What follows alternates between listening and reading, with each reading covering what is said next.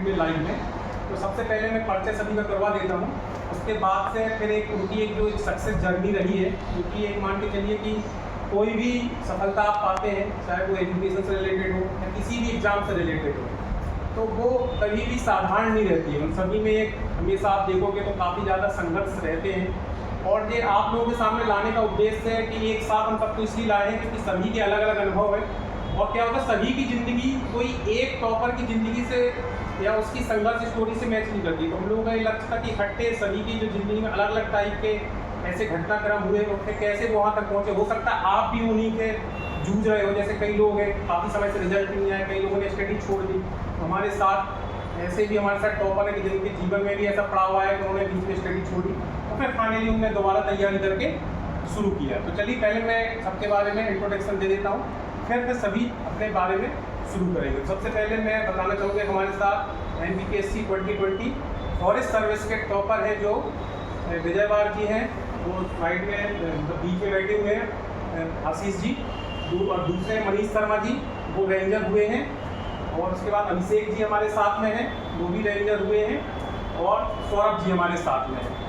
तो मैं चाहूँगा कि अब समय तो इतना बचा नहीं है ज़्यादा इंट्रो देने का, ज़्यादा अच्छा है कि कोई अपने बारे में शुरू करें। तो मैं आशीष जी से सबसे पहले कहूँगा कि पहले वो अपने शुरू करें इस चीज़ को, और उसके बाद फिर हम लोग क्वेश्चन आंसर सेशन शुरू करेंगे।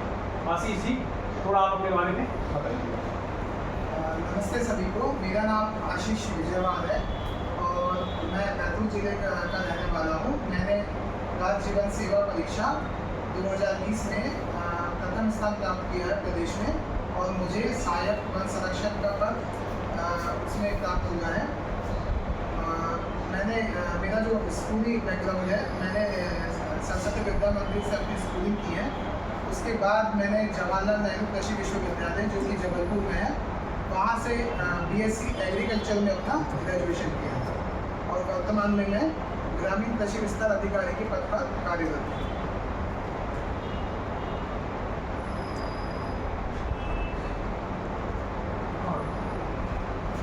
तो पहले मैं चाह रहा हूँ कि सभी लोग अपने बारे में छोटा छोटा इंट्रो दे दें, उसके बाद फिर हम लोग क्वेश्चन आंसर सेशन शुरू करेंगे। तो मनीष शर्मा जी अपने बारे में बताएंगे। नमस्कार सभी को, मेरा नाम मनीष शर्मा है। मैं विदिशा का रहने वाला हूँ और 2017 में मैंने ग्रेजुएशन की थी भोपाल से। उसके पश्चात मैंने जो है वो TCS में 6 महीने के लिए कार्य किया था, और 2018 में पटवारी के पद पर चयनित हुआ था। 2018 से ही लेके 5 सालों तक जो है मैं अभी पटवारी के पद पर ही कार्यरत हूँ, और अभी मेरा सिलेक्शन जो है वो मध्य प्रदेश राज्य वन सेवा परीक्षा जो होती है उसमें 4th रैंक के साथ रेंजर के पद पर हुआ है। अभिषेक जी का भी एक विशेष अनुभव है, बाद में आपके सामने डिस्कस करेंगे उसका। अभी तो आशीष जी थोड़ा शॉर्ट इंट्रो अपना दे दीजिए। नमस्कार सभी को, मेरा नाम अभिषेक दरबड़े है। मैं सारनी जिला बैतूल का रहने वाला हूँ, और मैं प्राइवेट जॉब करते हुए मैंने ये परीक्षा में मेहनत करी प्राइवेट जॉब करते हुए। उसके बाद काफ़ी सालों की मेहनत के बाद मुझे ये परिणाम मिला है कि आज मेरा सिलेक्शन फॉरेस्ट रेंज ऑफिसर के पद पर हुआ है। सौरभ जी का तो सफ़र काफ़ी लंबा रहा है। नमस्कार सभी लोगों को, मेरा नाम सौरभ कुमार चौरसिया है। मैं सागर जिले का निवासी हूँ। मैंने 2010 में ग्रेजुएशन किया है। उसके बाद मैं यहाँ पे भोपाल में रेलवे मेल सर्विस में क्लर्क की नौकरी की 2 साल, और उसके बाद मैंने ITI में ट्रेनिंग ऑफिसर 2013 से कंटिन्यू अभी मैं ITI में ट्रेनिंग ऑफिसर के पद पर कार्यरत हूँ। वर्तमान में मैंने स्टेट फॉरेस्ट सर्विसेज 2020 में फॉरेस्ट रेंजर के पद पर मेरा सिलेक्शन हुआ है। यही मेरी जर्नी रही है।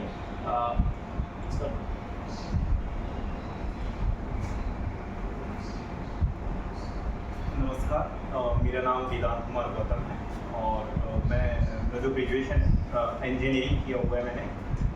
उसके बाद इंजीनियरिंग के बाद मैंने कुछ सालों तक इंजीनियरिंग में मैंने तैयारी करी, साथ में जॉब छोड़ के आया क्योंकि मुझे अखिल भारतीय सेवा में जाना था। उसके बाद से मैं इसकी प्रिपरेशन कर रहा हूँ, और NBPSC 2020 फॉरेस्ट सर्विसेज में मेरी 12th रैंक रही है, और बस मेरा इतना ही है। हेलो टू एवरीवन, मेरा नाम दीपक बक्सर है। मैंने 2017 में अपनी सिविल इंजीनियरिंग कंप्लीट की, उसके पश्चात मैं तैयारी करता रहा सिविल सेवा की। ये मेरा फॉरेस्ट सर्विस में पहला अटैम्प्ट था MP में, और मुझे भी रेंज फॉरेस्ट ऑफिसर की पद मिली। चलिए मैं बाकी अपने और जो मेंटर्स हैं हमारे साथ में, राजीव सिंह सर हैं हमारे साथ में, और जो अभियान स्कूल ऑफ IAS के डायरेक्टर हैं, और उनका बहुत विशेष सहयोग रहा है हमारे इंटरव्यू प्रोग्राम्स में, क्योंकि उनके एक अनुभव का लाभ भाई बच्चों को मिला है। और एक जो हम लोगों का इंटरव्यू पैनल था, अभी सर जो मेन सर थे हमारे रेंजर सर यहाँ पर, वो चूँकि काफ़ी स्वास्थ्य मतलब उनको थी प्रॉब्लम, इसलिए वो चलेगा जल्दी। इसके अलावा हमारे साथ निखिल श्रीवास्तव जी है, पहले भी आप लोगों के साथ हम और निखिल लाइव हुए हैं। निखिल अभी छत्तीसगढ़ PSC में उनका चयन हुआ है, और वो DSP की रेटिंग 1 में भी हो, नायब तहसीलदार के पद पे भी उनका चयन हुआ है। शुभकामनाएं हैं कि वो MP के एग्जाम में भी जल्दी शामिल होंगे। तो चलिए हम कोशिश करते हैं कि इस सेशन को ज़्यादा लंबा न कीजिए, शॉर्ट कर दें। क्वेश्चन आंसर सेशन हम लोग शुरू कर रहे हैं, फिर आप लोग क्वेश्चन बच्चे जो है वो अपने डाउट पूछना शुरू करेंगे, है ना। तो राजीव सर से मैं कहूँगा सबसे पहले आप शुरू करें कि पहला क्वेश्चन क्या है। इससे पहले तो मैं सबको बहुत सारा शुभकामनाएं देता हूँ, और ये पहला क्षण है जब हम लोग रैंक 1 को एड्रेस कर रहे हैं। तो रैंक 1, रैंक 4 और सारे लोग हैं। ये एक खुशनसीबी भी हम लोगों की थी कि ये बैच ऐसा आया जिसमें जैसा कहा जाए कि परछाई भी पड़ गई, तो सबका सिलेक्शन हो गया। जितने लोग आए, अनफॉर्चुनेट केवल एक रहे, उनको भी मैं एड्रेस करूँगा। सामन हमारे यहाँ पे इंटरव्यू किया था, उनका अनफॉर्चुनेटली सिलेक्शन नहीं हुआ, बाकी सारे लोग सेलेक्ट हो गए। ये बहुत ही बड़ी बात है। आशीष से ही बात की शुरुआत किया जाए। आशीष कम उम्र में सफल हुए हो, है ना, सबसे कम उम्र के और फर्स्ट अटेम्प्ट में सफल हुए हो, है ना। तो अभी क्या परिवर्तन आया है सफलता और उसके पहले के अनुभव में? पहली चीज़ तो ये एड्रेस करो। जैसा कि आप सभी जानते हैं, मेरा चयन सहायक वन संरक्षक के पद पर हुआ है, और ये मेरा प्रथम प्रयास था। काफ़ी अच्छा लग रहा है मुझे। जब मैंने तैयारी शुरू की थी, तो सिंस मैं एग्रीकल्चर बैकग्राउंड से हूँ, तो मैंने ओपन कंपटीशन में कभी भाग नहीं लिया था, जहाँ पे सब स्ट्रीम के जो लोग आते हैं, और कंपटीशन ओपन था बिल्कुल। तो मुझे कॉन्फिडेंट बिल्कुल नहीं था अपने ऊपर कि मैं सिलेक्शन भी ले पाऊँगा, लेकिन मैंने अपनी कोशिश जारी रखी। मैंने बहुत जो हमारे सीनियर्स थे कॉलेज के, या फिर जो भी मेरे मित्र थे, उन्होंने हमेशा मोटिवेशन दिया मुझे, उन्होंने भरोसा जताया मुझ पे कि यार आप कर सकते हो। और 1-2 साल की मेहनत के बाद आज मैं यहाँ पर हूँ। इसके साथ में एक और प्रश्न है कि अभी आप बड़े कम उम्र में सेलेक्ट हो गए, तो पूरा लंबा करियर है, तो आगे को लेकर के, आगे के भविष्य के लिए को लेकर के आपका क्या विज़न है और क्या करना चाह रहे हो, ये भी इसको। और एक नए बच्चों के लिए आप जरूर एक थोड़ा मोटिवेशन करना चाहिए। अभी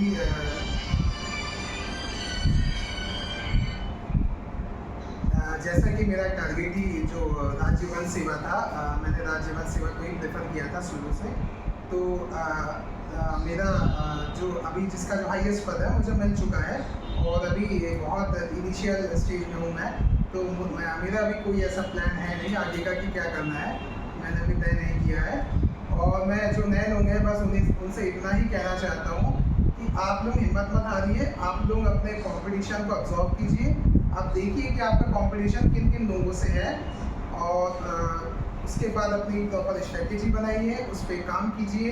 अगर डिमोटिवेट आप होते रहते हो, अगर लंबा समय होता है एग्ज़ाम को, तो आप अपने दोस्तों से चर्चा कीजिए, उस माहौल को मत छोड़िए, लेकिन पढ़ाई के जो तैयारी साथ में कर रहे हैं उनके साथ ग्रुप्स बनाइए, आपस में साथ में तैयारी कीजिए। आशीष, आपने मुख्य परीक्षा में इतना हाईएस्ट स्कोर किया था कि पहले ही पता चल गया था कि आपका सिलेक्शन होना है, लेकिन बावजूद उसके अंतिम समय तक आपने मैंने चूँकि आपको बड़े नज़दीक से ऑब्जर्व किया है, अंतिम समय तक आपने पूरे उसी उत्साह और पूरे मतलब कहीं किसी तरीके की कोई कमी नहीं छोड़ी। जबकि हम लोग कह रहे थे कि आप रिलैक्स हो जाओ, तो ये काम करने की प्रेरणा आपको कैसे मिलती रही कि यार बिल्कुल अंत समय तक पूरा बेस्ट देना है, जबकि तो एक रिलैक्स हो जाता है। 321 तो कर लिया है हमने, बाकी तो थोड़ी ही देंगे मेंस, है ना। एक उसके लिए फिर ऐसा क्या आपके भीतर से वो इंस्पिरेशन का सोर्स था जिसमें पूरी उत्साह से अंतिम क्षण तक, और वो घबराहट भी दिख रही थी, बेचैनी भी दिख रही थी कि जब तक लिस्ट में नाम नहीं आ जाता तब तक कुछ नहीं पता है सर। तो ये जो अनसर्टेनिटी और सर्टेनिटी के बीच की जो मन स्थिति थी उसको थोड़ा सा एड्रेस कीजिए। जैसे कि सर मेरा ये पहला अटेम्प्ट होने के साथ साथ मेरा किसी भी सर्विस में पहला इंटरव्यू भी था, तो उसके कारण मैं काफ़ी अपसेट था, थोड़ा टेंस था। इसलिए मुझे हमेशा लगा कि मुझे बेहतर करना चाहिए, चाहे मेरे नंबर कितने भी ज़्यादा हो। और मुझे लगता है कि जब तक आप अपनी सफलता को या आपके जो प्रयास है उसको फाइनल अंजाम तक नहीं पहुंचा देते हैं, तब तक आपको श्योरिटी अपने मन में नहीं लानी चाहिए और आपको मेहनत करते रहना चाहिए और बेहतर से प्रयास करना चाहिए। हाँ ठीक है, आशीष ने बहुत अच्छा एड्रेस किया है। अब हम दूसरे थोड़ा एक चीज़ और फाइनली कि आप अपनी स्ट्रेटजी को थोड़ा सा बताइए, क्योंकि आप टॉपर रहे हैं और हम सब सुनना चाहते हैं कि टॉपर्स की क्या स्ट्रेटजी रही है। क्योंकि हर कोई प्रयत्न तो कर रहा है, लेकिन टॉपर्स की स्ट्रेटजी क्या है, और वो थोड़ा सा ब्रीफ कीजिए। प्रीलिम्स के लेवल पे क्या स्ट्रेटजी रही, मुख्य परीक्षा के लिए क्या स्ट्रेटजी रही, और फाइनली इंटरव्यू के लिए क्या स्ट्रेटजी रही। दूसरा सवाल यहीं से जुड़ा हुआ है कि टाइम मैनेजमेंट को आपने कैसे किया, एक तो साल भर के टाइम मैनेजमेंट को, और दूसरा पर डे के रूटीन टाइम मैनेजमेंट कैसा रहा है, उसको भी आप एड्रेस कीजिए। चूँकि इस एग्ज़ाम में कोई भी सिविल सर्विसेज का एग्ज़ाम हो, उसमें नंबर ऑफ सब्जेक्ट्स बहुत ज़्यादा होते हैं, तो हमें पहले तो फाइंड आउट करना है कि हमारे कौन से सब्जेक्ट अच्छे हैं और कौन से सब्जेक्ट में इंटरेस्ट हमारा कुछ सब्जेक्ट में ज़्यादा होता है और कुछ सब्जेक्ट काफ़ी टफ लगते हैं हमें या फिर वीक होते हैं वो हमारे, तो हमें उनको भी नहीं छोड़ना है। मेरे कोई भी सब्जेक्ट, जैसे जो मैंने सर्विस पास की है, इसमें मेरे कोई भी सब्जेक्ट बहुत अच्छे नहीं थे, तो आपको यही कोशिश करते रहना चाहिए। मेरी स्ट्रेटेजी शुरू से यही रही थी कि जो मेरे सब्जेक्ट अच्छे नहीं हैं उसमें मैं कम से कम इतना स्कोर कर लूँ कि जो नॉर्मल जो तैयारी कर रहे हैं उनके बराबर मेरा स्कोर हो जाए, और जो बाकी मेरी स्टैंड है और जो सब्जेक्ट अच्छे हैं उस पर मैं वहाँ से लीड ले सकूँ और अच्छा कर सकूँ। तो सब मेरा यही आप लोगों को मैसेज रहेगा कि आप लोग सबसे पहले अपना रिव्यू कीजिए कि आपकी कहाँ कमियाँ हैं और क्या आपकी स्ट्रेंथ है। ज़रूरी नहीं है आपको किसी को बिल्कुल फॉलो नहीं करना है, आपको अपने आप में एनालिसिस करना है। सब इंसान अलग अलग होते हैं और जो कमियाँ उसको दूर करने के लिए प्रयास कीजिए। आप मेरी यही स्ट्रेटेजी है। मुख्य परीक्षा के लिए कुछ टिप्स दीजिए ताकि लोगों का ज़्यादा से ज़्यादा कल्याण सुनिश्चित हो सके, ऐसा क्या टिप्स है वो दीजिए। मुख्य परीक्षा के लिए सबसे पहले तो आप अपने सोर्स को फाइंड आउट कर लीजिए कि बहुत ज़्यादा सोर्स पे भी हमें डिपेंड नहीं होना है। कुछ सीमित सोर्सेज जो आपके सिलेबस को कवर कर दे उन्हें आप ढूंढिए, आप उस पर मेहनत कीजिए। और मेरा एक और प्रयास ये रहा था हमेशा कि पढ़ाई कम हो या फिर मैंने जो एक दो दिन में पढ़ा है उसका रिवीजन हमेशा होता रहे।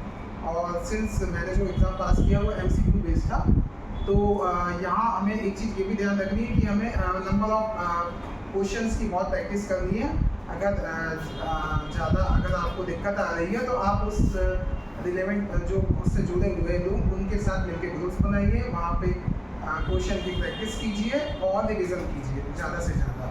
और लास्ट टाइम में आप अपने ऊपर आपको इतना भरोसा हो जाना चाहिए कि मेरा सिलेक्शन, डर हमेशा रहता है मन में, लेकिन आपके मन में ये भरोसा हो जाना चाहिए कि मेरा सिलेक्शन हो जाएगा। आशीष एक सवाल और, ये जो 2020 का बैच है अभी हाल के वर्षों में सबसे बड़ा बैच है ना, 96 लोगों का सिलेक्शन हुआ है, लेकिन हमने जो ट्रेंड्स देखा है कि हर बार वैकेंसी इतनी नहीं आती है, किसी बार 10 आई, 20 आई, 25 आई। ऐसे में जो नए एस्पिरेंट्स हैं SFS के, उनकी क्या स्ट्रेटजी, उनकी क्या पूरी तरीके से डिपेंडेंट हो करके फॉरेस्ट को डेडिकेटेड तैयारी करने की रणनीति उनके लिए ठीक रहेगी, या SFS के साथ में अन्य विकल्पों का प्रयोग करते रहना चाहिए। तो आप लोगों का ऐसा एक सहयोग मैं मानता हूँ कि आपके पास में 96 वैकेंसीज आ गई और अच्छा खासा उसमें स्कोप बना, अच्छा बड़ा बैच बन गया। लेकिन अभी देखते हैं 19 का या आगे आने वाले बहुत कम है। तो ऐसे में जब हम डेडिकेटेड होकर के तैयारी करेंगे और वैकेंसी नहीं आए तो फिर क्या विकल्प हो सकता है और क्या रणनीति रही है? आपके मन में क्या क्लियर रहा होगा जब तैयारी करना शुरू किया? वैसे तो मेरा टारगेट ही फॉरेस्ट सर्विस था, लेकिन अगर ऐसा कहता हूँ कि आप बिल्कुल सब कुछ भूल के फॉरेस्ट की तैयारी कीजिए तो प्रैक्टिकली ये सही नहीं होगा। फॉरेस्ट की तैयारी 4-5 महीने में की जा सकती है अगर आप पहले से किसी एग्ज़ाम्स की तैयारी कर रहे हैं। अगर आप नए नहीं हैं, आपने एक्सपोजर आपको मिला हुआ है MPPSC या अदर रिलेवेंट जो भी PSC है या UPSC है, उनका एक्सपोजर मिला हुआ है, तो आप आराम से इसकी तैयारी 5-6 महीने में कर सकते हैं। डिपेंड ये भी करता है कि उस साल में कितनी वैकेंसीज फॉरेस्ट की आ रही है। तो आप जैसे आप सिविल्स की तैयारी कर रहे हैं तो बिल्कुल कीजिए, दोनों की साथ में भी कर सकते हैं। और आप प्री की स्ट्रेटेजी ऐसी बनाइए कि आपका सिविल भी क्लियर हो जाए, आपका फॉरेस्ट भी क्लियर हो जाए, उसके बीच में जो गैप होगा, अगर जो सिविल्स वाला तैयारी करना चाहता है तो वो कर सकता है। मेरे हिसाब से आप दोनों ऑप्शन साथ में लेके चलिए, वो बेहतर होगा। बढ़िया। अब हम अगले टॉपर्स की तरफ चलते हैं। रैंक 4 मनीष हैं हमारे साथ में। सबसे पहले मनीष अपने बैकग्राउंड को मैं बताइए कि आपने 2018 के पहले आप अच्छा खासा पैकेज पे थे, प्राइवेट जॉब किया था, फिर आपको अचानक से ऐसा क्या ज़रूरत पड़ी कि एक रिस्क लेकर के वहाँ से स्विच किया और अभी एक बड़ा क्राउड जो सिविल सेवा की ओर आ रहा है, इंजीनियरिंग का क्राउड आ रहा है या प्रोफेशनल जो कोर्स कर लिए हैं, 4 साल 5 साल का कोर्स किया है, फिर उसके बाद में अचानक से उनका रुझान बढ़ता है सिविल सेवा की ओर। ऐसे में क्या फियर होता है, क्या रिस्क फैक्टर है और क्या सावधानियां बरतनी चाहिए फील्ड स्विच करते समय? सबसे पहले तो जैसा मेरा रहा कि 2017 में मैंने इंजीनियरिंग कंप्लीट किया, उसके बाद में मेरा कैंपस प्लेसमेंट हुआ। वहाँ मैंने जॉब भी की कुछ समय, 6 महीने करीब। बट मेरा ये था कि जब जॉब मैंने किया वहाँ पे और जब काम किया तो मुझे वहाँ पे एक चीज़ समझ आई कि 6 से 9 वाली जो नौकरी है वो मैं नहीं कर सकता हूँ कि एक ही जगह बैठा रहूँगा क्यूबिकल में और पूरी टाइप की लाइफ में नहीं चाहता था अपने जीवन में। मुझे तो पता था कि बस यहाँ से निकलना है। तो उसी समय ये रहा कि मन में जो है वो कुछ लोगों के साथ, मतलब जो कुछ सीनियर्स थे उनके साथ मेरा डिस्कशन हुआ, तो उन्होंने बोला कि ठीक है, यदि तुझे यहाँ से निकलना ही है तो फिर इंतजार मत कर कि तू 2 साल बाद निकलेगा, 3 साल बाद निकलेगा, तो वो फिर तेरे लिए भी दिक्कत वाली बात होगी और तू अपनी पढ़ाई से भी छूट चुका होगा। क्योंकि 2017 में मैंने ग्रेजुएशन किया था तो मैं उस समय पढ़ाई की लिंक में था, तो उस समय मैंने छोड़ा उस चीज़ को कि नहीं, मुझे ये जॉब यदि कंटिन्यू जीवन भर नहीं करूँगा तो मुझे जल्दी से जल्दी छोड़ देना चाहिए। तो ये चीज़ एक रहती है कि आपका लक्ष्य क्या रहे। जैसे आपने बोला कि क्या भय हो सकते हैं और क्या डर है यदि लोग अपनी फील्ड स्विच करते हैं तो डर बिल्कुल होते हैं। एक चीज़ ये लगी रहती है कि क्या पता कितने सालों तक वीज़ा ना हो, कितने सालों तक आपको जॉब ना मिले। ये चीज़ें हमेशा रहती हैं कि आप एक फील्ड छोड़ के बिल्कुल नई फील्ड में दोबारा आप जीरो से तैयारी शुरू कर रहे हैं। ऐसा बिल्कुल नहीं होता कि आपको बिल्कुल सडन जो है वो उसमें मिल जाएगी सफलता। जैसे मुझे भी यदि बात करें तो मैंने भी फिर बीच में पटवारी मुझे ज्वाइन करना पड़ा क्योंकि एक आर्थिक स्थिति का भी सवाल रहता है। तो मुझे पता था कि हो सकता है कि PSC में काफ़ी टाइम लग जाए। तो एक चीज़ ये भी रही कि पीछे मैंने पटवारी ज्वाइन करा अपनी आर्थिक व्यवस्था को सुधारने के लिए। उसके बाद फिर मेरे को भी 5-6 साल लगे हैं। तो ये वह हमेशा रहेगा कि आपको जीवन में जो है वो बाद में कब सफलता मिले, लेकिन इस चीज़ से ऊपर उठ के यदि आपका कोई लक्ष्य है तो आपको उसके लिए जो है बिल्कुल आगे बढ़ना चाहिए। रिस्क में भी इससे है पछताने से तो अच्छा है कि आप अपने आगे के लिए सोचें जहाँ आप जाना चाहते हैं। ठीक है। और इसके साथ में जब आपने फिर आपको कितने समय के बाद में पटवारी की नौकरी मिल गई? मेरा लक इतना अच्छा रहा कि पटवारी नौकरी मेरे को 3-4 महीने बाद एग्ज़ाम हो गया था और लगभग 5-6 महीने बाद ज्वाइनिंग हो गई। ठीक है। आप एक छोटे से पद पे रहते हुए एक बड़े से पद का सपना देखा और ऐसे में पूरी जो प्रशासनिक व्यवस्था है उसमें टाइम मैनेजमेंट कैसे किया अपने पद पे रहते हुए, तैयारी करते हुए, तो उसमें समय का प्रबंधन कैसे करना चाहिए? दूसरा सवाल ये है कि क्या रिस्क रहता है पटवारी की नौकरी करने के बाद में आदमी इंगेज हो जाता है नौकरी करने में, फिर वो उसका डाइवर्जन बहुत हो जाता है, संतुष्टि भी हो जाती है। तो ऐसे में कैसे अपने आप को मोटिवेट करते रहें कि अपनी नौकरी भी बनी रहे और अपना जो फाइनल टारगेट है, लक्ष्य है, वो भी उस पर भी हम लोग अटल रहें या एस्पिरेंट्स रहें? सबसे पहला तो टाइम मैनेजमेंट का, जैसे सर आपने बोला, तो टाइम मैनेजमेंट हर चीज़ ज़रूरी है। हम केवल यही नहीं है जो जॉब कर रहे हैं उन्हीं के लिए टाइम मैनेजमेंट ज़रूरी है, हम जैसे डेली लाइफ भी जी रहे हैं तो उसमें भी टाइम मैनेजमेंट करना बहुत ज़्यादा आवश्यक है। अब मेरे साथ ये था कि मेरे एक जॉब, ऐसी जॉब थी जहाँ पे कि पब्लिक से सीधा जुड़ाव था, और पटवारी एक ऐसी जॉब होती है जिसमें कोई टाइम ड्यूरेशन नहीं होता है आपको, कि आपको 10 बजे से 5 बजे तक ही ऑफिस जाना है। एक ऐसी जॉब है कि यदि रात को भी आपके गांव में, आपके इलाके में कुछ हो रहा है तो आपको वहाँ भी जाना पड़ेगा। अधिकारी ने मीटिंग बुला ली यदि शाम को या फिर सुबह मॉर्निंग में, तो भी वहाँ पे आपको जाना पड़ेगा। तो ये चीज़ के लिए आपको बिल्कुल प्रिपेयर रहना चाहिए, अपना एक टाइम डिसाइड करके रखें कि मुझे इस टाइम से इस टाइम तक पढ़ना है और इस टाइम जॉब, क्योंकि आप अपने जॉब के साथ भी डिसऑनेस्टी नहीं कर सकते। आप यदि सरकार आपको सैलरी दे रही है तो आपको जॉब करना पड़ेगा और अपने ऑनेस्टी के साथ जॉब करना पड़ेगा। तो मेरा टाइम मैनेजमेंट का ऐसा था कि जितना ज़्यादा से ज़्यादा हो सके, यदि मैं अपने वर्क प्लेस पे भी जा रहा हूँ, गाँव भी जा रहा हूँ, तो मैं अपनी बुक्स अपने साथ रखता था कि मुझे जितना भी समय मिलेगा मैं वहाँ पे पढ़ाई करूँगा। उसके बाद घर आके मैंने एक पूरा अपना शेड्यूल बना रखा था कि इस समय मेरे को ये सारी चीज़ें करना है। तो ये तो आपको हमेशा, यदि आप किसी जॉब में हैं तो आपको टाइम मैनेजमेंट का बहुत ध्यान रखना पड़ेगा, और खासकर ऐसी जॉब में जहाँ पे कि टाइम का कोई लिमिट नहीं है, आपको कभी भी बुलाया जा सकता है। तो उस समय पे आपको बिल्कुल देखना पड़ेगा कि कहाँ मुझे फ्री टाइम मिल रहा है। यदि आधा घंटा 1 घंटा भी मिल रहा है तो वहाँ आपको अपना टाइम जो है वो यूटिलाइज करना पड़ेगा बेटर वे में। ठीक है, एक पर्सनल सा सवाल है कि आदमी जब इंटेलिजेंट हो, इकोनॉमिकली सिक्योर हो, स्मार्ट हो, तो उसकी ज़िंदगी में क्या क्या सबसे बड़े डाइवर्जन आते हैं, और सिविल सेवा में वो डाइवर्जन से कैसे आदमी बचाए रखे? एक चीज़ ये रहती है, मेरे साथ भी ये काफ़ी हुआ था कि क्योंकि मेरी जॉब 2018 में ही लग गई थी, हाँ। और दूसरी जॉब थी, तो घर वालों का एक हमेशा से कहना रहा 2018 के बाद से कि अब शादी कर लेना चाहिए, क्योंकि हमारा जो रूरल बैकग्राउंड से हम आते हैं। हाँ। तो ये सारी चीज़ें होती हैं कि आप, हमारे यहाँ लड़कों की 22-23 साल में शादी हो जाती है, और मैं अब 27 का हो चुका अच्छा, शादी के बाद में ही डाइवर्जन होता है, उसके पहले भी तो हो सकता है। बिल्कुल सर। तो उसमें क्या क्या चैलेंजेस आते हैं वो बताओ। पर्सनल यही तो है, पर्सनल शादी के बाद में क्या पर्सनल रहता है? ये चैलेंजेस सर उनके सामने रहते हैं जिनको अपना गोल जो है उस पर फोकस नहीं है। जैसे यदि आपको पता है, मेरे साथ ये चीज़ थी कि मुझे जॉब भी अपने करना है, अपने गोल पे भी फोकस रखना है कि नहीं, मुझे पता था कि पटवारी तो मेरे को जीवन में नहीं रहना है। हाँ। तो अब ये सारी चीज़ों के साथ में आप दूसरी चीज़ों को बिल्कुल नहीं ला सकते हैं, क्योंकि ऑलरेडी आपके पास 2 चीज़ें हैं, एक आप जॉब भी कर रहे हैं, एक आप तैयारी भी कर रहे हैं आगे। यदि उसी में कोई तीसरा ऑब्जेक्ट आता है तो फिर वो खत्म हो जाएगी, आपको एक कोई सा ऑब्जेक्ट आपको छोड़ना पड़ेगा। तो कई बार मोटिवेशन भी काम तो करता है आपसे।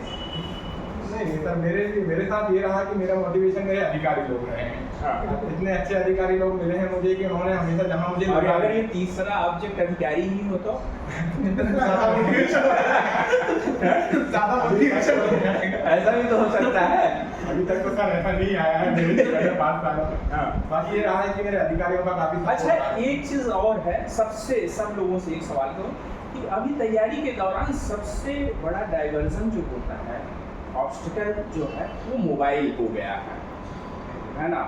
और तो आप लोगों की तैयारी में भी ऐसा लगा कई बार कि हम लोग बहुत डेविएट हो जाते हैं, तैयारी करते करते मोबाइल यूट्यूब खोले कोई वीडियो और उसमें देखने लगे रील्स। तो ये जो नई यूथ है, नई जनता है, वो कैसे मैनेज करे इस सवाल को, डाइवर्जन को, स्पेशली जो अभी इंटरनेट का युग आ गया है, उसमें क्या आप लोगों को भी ऐसा महसूस हुआ कि आप बिल्कुल सेफ सिक्योर थे कि नहीं भैया हम तो ब्रह्मचारी आदमी, हम तो देखेंगे नहीं? इस चीज़ में सर एक चीज़ ये रहती है कि आपके पास अब मोबाइल आ गए हैं तो आप मोबाइल से अलग नहीं हो सकते हैं। ऐसा बिल्कुल नहीं हो सकता कि आप एक कीपैड मोबाइल रख के तैयारी शुरू कर देंगे, तो मोबाइल का एक डेविएशन हमेशा रहेगा और रहता है। लेकिन इस चीज़ में हमारे बैच के साथ एक चीज़ बहुत अच्छी हुई कि हमने मोबाइल का सदुपयोग किया, दुरुपयोग ना करते हुए। हम लोगों ने जैसे प्री हम लोगों का क्लियर हुआ तो हमने प्री सिलेक्टेड लोगों के ग्रुप्स बनाए टेलीग्राम पे, वहाँ एक दूसरे की हेल्प की, वहाँ क्विज़ डाले। जैसे ही मेंस हुआ तो मेंस सिलेक्टेड लोगों के हमने ग्रुप बनाए, वहाँ पे हमने मीट के दौरान एक दूसरे के इंटरव्यू किए, मॉक दिए। तो आप मोबाइल का दुरुपयोग ना करके सदुपयोग कर सकते हैं, वो चीज़ आपके लिए बेनिफिट में रहेगी। जैसे आपने जैसे बोला कि आपका पूरा बैच जो यहाँ आया था वो सब सिलेक्टेड हुए, और उसका एक कारण ये रहा कि हम लोगों ने आपस में एक दूसरे के साथ कभी ऐसा नहीं सोचा कि ये मेरे से आगे बढ़ जाएगा या मेरे से ज़्यादा नंबर ले आएगा। एक दूसरे की हेल्प की, उससे हम लोगों को भी फायदा होगा, सामने वाले को भी होगा। इसीलिए सबका लगभग हमारे ग्रुप से सिलेक्शन हुआ अभी, जिन्होंने साथ में तैयारी की। तो डेविएशन हमेशा है, बस वो आपके मन के ऊपर है कि आप डेविएशन चाहते हैं कि नहीं चाहते हैं। ठीक है, अगले सफल प्रतियोगी की ओर चलते हैं, और ये हैं वेदांत।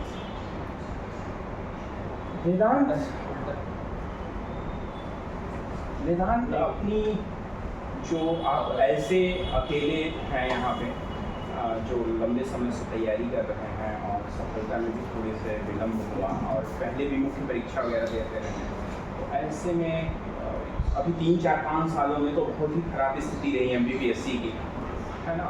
तो ऐसे में जो आपका वो फेज़ रहा उसको कैसे फेस किया, है ना, जिसमें 4-5 साल तक कोई रिज़ल्ट नहीं है, मुख्य परीक्षा भी दे रहे हैं उसका भी कोई रिज़ल्ट नहीं आ रहा है, तो एक बहुत ही ग्लूमी मूड में आगे चला जाता है।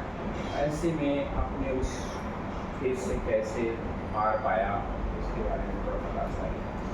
जी सर, जैसा आपने बताया कि 4-5 साल से जो भी रिज़ल्ट नहीं आए हैं, और मैंने भी आपको बताया कि मैं इंजीनियरिंग बैकग्राउंड से था और मैं प्रिपरेशन भी इंजीनियरिंग ही कर रहा था, लेकिन कुछ ऐसे सर्कमस्टेंसेस आए इंजीनियरिंग की, मुझे स्विच करना पड़ा सिविल सर्विसेज। और जैसे मैंने सिविल सर्विसेज स्विच किया, फर्स्ट मेरा 19 ही था मैंने जब स्विच किया तो, और 19 में मेरा प्री निकल गया था, मेंस की प्रिपरेशन कर रहा था, लॉकडाउन आ गया था।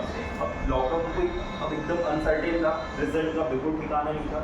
अब उस बीच में आपने अपना सब कुछ अपना ड्रीम छोड़ के आए हो, इंजीनियरिंग आपका ड्रीम था, ड्रीम छोड़ के आप यहाँ पे आए हो। उसके बाद आपके साथ ऐसी कंडीशन बन गई कि अब एग्ज़ाम होना नहीं है। 1 साल 1.5 साल बाद हम लोग का मेंस हुआ था, तो मेंस के लिए अपने आप को मोटिवेट करना सबसे बड़ा चैलेंज होता है। मोटिवेशन, सेल्फ मोटिवेशन जो हम लोग जनरली एथिक्स में पढ़ते हैं, सेल्फ मोटिवेशन। इस सेल्फ मोटिवेशन की जो कंडीशन होती है, यही हम लोग के इस टाइप की जो क्रिटिकल सिचुएशन होती है उससे हम लोगों को बाहर लाता है। तो सेल्फ मोटिवेशन बहुत ज़रूरी था। मैंने किसी भी तरीके से, बहुत सारे सीनियर्स होते थे या फिर एक ड्रीम जो होता है हम लोग यहाँ पे कि आपको एक पावर मिलने वाली है, आपको एक ऑफिसर का पद मिलने वाला है, ये जो ड्रीम होता है आपका, ये जो पद होता है, ये सेल्फ मोटिवेशन का बहुत बड़ा काम करता है। तो मेरे लिए सेल्फ मोटिवेशन का यही काम था कि मेरे पास टाइम ज़्यादा मिल रहा है, तो मैं उस टाइम को मैं यूटिलाइज कर लूँ और मैं अपना जो भी डीमोटिवेट जो हो रहा हूँ, डीमोटिवेशन को किसी भी तरह से मोटिवेशन में कन्वर्ट करूँ और फाइनली मैं एग्ज़ाम की प्रिपरेशन करूँ। तो वही मेरा चलते रहा, पूरा लॉकडाउन मेंस में निकल गया। फिर धीरे धीरे मेंस के बाद नेक्स्ट एग्ज़ाम की मुझे उम्मीद लगी, नेक्स्ट एग्ज़ाम दिया।